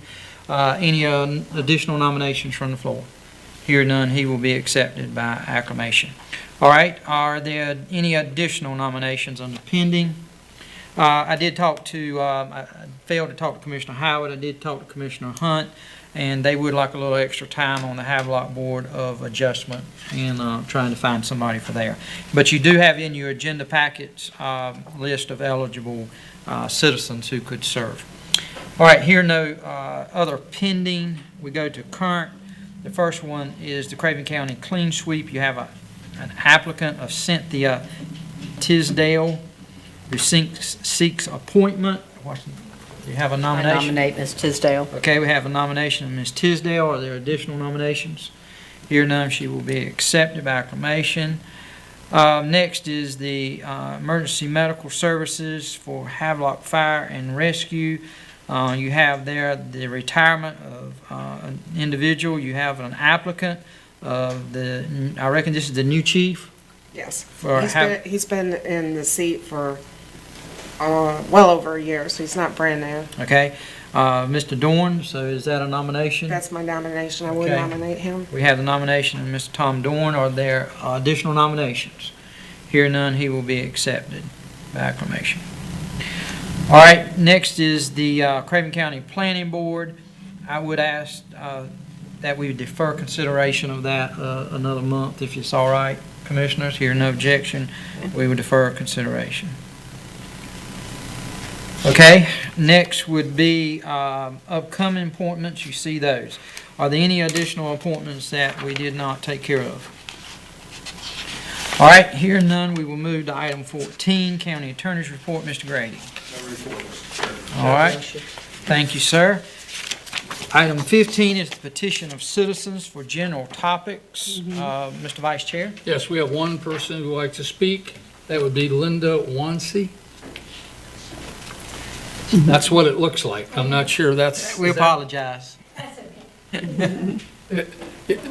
Maybe if you print it in the future, I can read it better. It's Juan Sigler from Southern Indiana. If you would, pull your mic down just so they can hear you. Thank you. Okay, thank you. My name is Linda Juan Sigler, and I live at 906 Dickinson Court here in New Bern, North Carolina. And basically, all I wanted to do tonight was to say thank you to all of you, because I understand you have been accepting grant money from the American Rescue Plan that was signed by, our President Biden. And I just wanted to say thank you for the citizens of Craven County. I think a lot of this money will be putting to good use.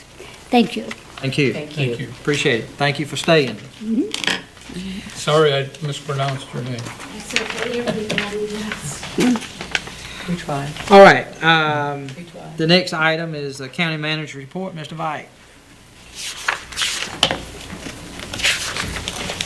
I promise you one thing, I won't be as long as Jeff Merritt, okay? Good. When he said thank you earlier, Gene mumbled, "Thank you for your presentation being over." So I don't know if y'all could hear him. I'm giving him away over there, right? Commissioners, thank you for the opportunity. I'll try to be brief tonight. It was a really, really busy 2 weeks, and I'm not going to steal anybody's thunder because I know commissioners were active too, but the county really had some great events. Just really good to be out in the community, getting things done and seeing people working together. So that was really nice. I'm here tonight to talk about a subject. There's a gentleman here. David, if you would stand up for just a second. David Bone. David's I say new, he's been here over a year now, but Executive Director for East Carolina Council of Governments. And David and I have worked together when he was the county manager and have worked closely together while he's been here in New Bern working with the Council of Government. In your packet, under the manager's report, David has sent me some things that they've been working on, their strategic priorities over the next few years, and they're really aligned well with what Craven County is doing. And David's focus, and I know Commissioner Jones will appreciate this, has been to help our smaller municipalities. Our smaller municipalities got art money, as our citizen mentioned, and for groups that have 1 or 2 employees, that's very difficult to manage. We have a huge finance department, I said that, Craig, down there, and they do a great job. Not huge, just big, right? But anyway, we got a lot of resources there that they don't have. And David and his team, and he's brought in some fantastic finance folks, have really assisted these smaller municipalities with getting that done, along with issues. And if you haven't read the news, lots of jurisdictions are having a hard time getting an audit done right now, right? Particularly small groups. You got to put a lot of information together and then find an auditor that's willing to do it. And David's groups try to assist anywhere they can. But along with that, focus on economic development, focus on infrastructure, focus on regionalism, bringing counties together. How can we do things more efficiently together at a lower cost to our taxpayers? And recently, I believe, also there's an email David sent me back in June that went over their work over the last year. And you can see he's been quite busy. He's hit the ground running, doing everything from looking for town managers in Carteret County, working on the grocery assistance program, Commissioner Smith, that you dealt with on the aging board. The 160D stuff still coming on with the planning ordinances. He helped the town of Vanceboro with that. And a variety of other things, including master plans, Part F grant applications, helped with an agricultural study we did here at the county level. David and I have talked, and I know several years ago this board made a decision not to participate in the board there and to not pay the $500 membership fee for the county. There was a lot of turmoil at that time. It was unanimous by this board to make that decision, supported by staff. I believe times have changed, and I have a lot of confidence in David and his team, and I would like to bring before you tonight the proposal to rejoin the council and do a budget amendment for $500 to make that work. All right, discussion from the board. Move to approve. All right, Second. we have a motion and a second to join the East Carolina Council of Government and to appropriate $500 in the general fund. Craig, do you think you have the flexibility, or do we need a budget amendment? I spoke a little too soon there. If they approve it, I'll bring one at the chairman's. Okay, thank you, sir. All right, you heard the motion, you heard the second. Discussion on the motion. I would just like to say that I think approving this is a good move, because I truly believe what's good for our municipalities is good for the county as a whole. And I want to work as a team in unison towards the same goals. I think this is a good board to join, a good organization. Other discussion. I would also say to you, Mr. Bone, just thank you as a commissioner from rural part. The county manager's already said it, but your assistance to Town of Dover, Town of Cove City, I've heard from them both. East Carolina Council of Government has been there for them, and they need that assistance. So I echo that, and I just tell you thank you. All right, you have the motion, you have a second. Hear no further discussion. Madam Clerk, if you will, please call the roll. Commissioner Howard, Yes. Commissioner Hunt, Yes. Commissioner Mitchell, Yes. Commissioner Smith, Yes. Vice Chairman Booker, Yes. Chairman Jones. Yes. All right, motion passed. Mr. Chairman, the second action would be that as part of the membership, a commissioner needs to fill a seat that Craven County would receive on the East Carolina Council of Government. I know we had discussed, they do meet at night, which is convenient for Commissioner Howard. Most of the meetings the commissioners are during the day or early afternoon, which is difficult for him. So I know he had shown some interest in that. I don't know if he wants to speak to that or the Are board. you may- willing to serve? I'll just say, yeah, I'm willing to serve, and I'd like to thank, I've heard Commissioner Jones and Commissioner Mitchell recommended me, so thank you for your You're vote of welcome. confidence. All right, well, I'll nominate Commissioner Howard for the position. Are there additional nominations from the floor? Hearing none, we will follow the same process as we always do for appointments. We will set by acclamation. So, Mr. Chairman, thank you for your time tonight. I am here if you have any questions for me. any questions for the county manager? Thank you. Thank you, sir. All right, commissioners' reports. Who'd like to start us out this evening? I don't even have a report, really. I'm just going to say thank you for your confidence, Chairman and Commissioner Mitchell, for joining the ECC. And also kudos to my 7-year-old daughter who's sat through this meeting. Many adults could not. Feel like we're building character, so thanks, Eve. That's good. Our junior commissioner is what we call it. That's right. Thank you, Commissioner Howard. you. Commissioner Mitchell. Nothing to report. All right, Commissioner Smith. Yes, I have something tonight. Sorry. First of all, I would like to share with you, many of you may have gotten this, a thank you note from Ms. Simmons. Did you get that? Yes. I wanted to let her know that we did get that and we're aware. Also, I had some, I think, very happy moments last week. First of all, I went to the groundbreaking, as did Mr. Veit, Mr. Booker, and several other county members, the groundbreaking for the Standing White Community Organization, the Standing White Center. And that was very nice, and I was excited about that. It turned out very well. And also, my most exciting moment was, it had to do with the summer clean sweep. We had picking up paper in the communities. There were several communities that had folk picking up paper, and my community, Pembroke, was one of them. And I expected, with hot weather, 5 or 6 people, maybe 10, but to my amazement, about 20, maybe 30 people showed up. This was a religious organization that had mostly men, but they had women and children that volunteered to come to Pembroke to clean up our area. It was so, amazing. I was almost brought to tears. And I want them to know how much I appreciate it, and I want our other communities to know that none of them are forgotten. We're looking at cleaning up our communities, and we thank these people who are interested and willing to come out and serve. I think that is one way that we can show our faith and our belief in helping other people. So I thank you so many times. And the name of the organization is Fitness, Fellowship, and Faith. And I thank them greatly. Thank you, Commissioner. Commissioner Hunt. Yes, talking about different organizations we belong to, I attended the NACO meeting in Texas a couple of weeks ago. I did bring back some new ideas that was shared with me from commissioners from across the country. There was over 3,500 commissioners in attendance. One of the other important things that I found about being on that board in particular is sometimes it's not always about going in front of our federal legislation, telling them what we want or what we need, but I really believe it's important for us to be on these different committees and steering committees in particular to say what we don't want or what we don't need. Sometimes it's important to have someone stand up and say, stop. So I hope we continue with that group. I also attended the Craven County Clean Sweep Saturday morning. There was 3 of us that went out there.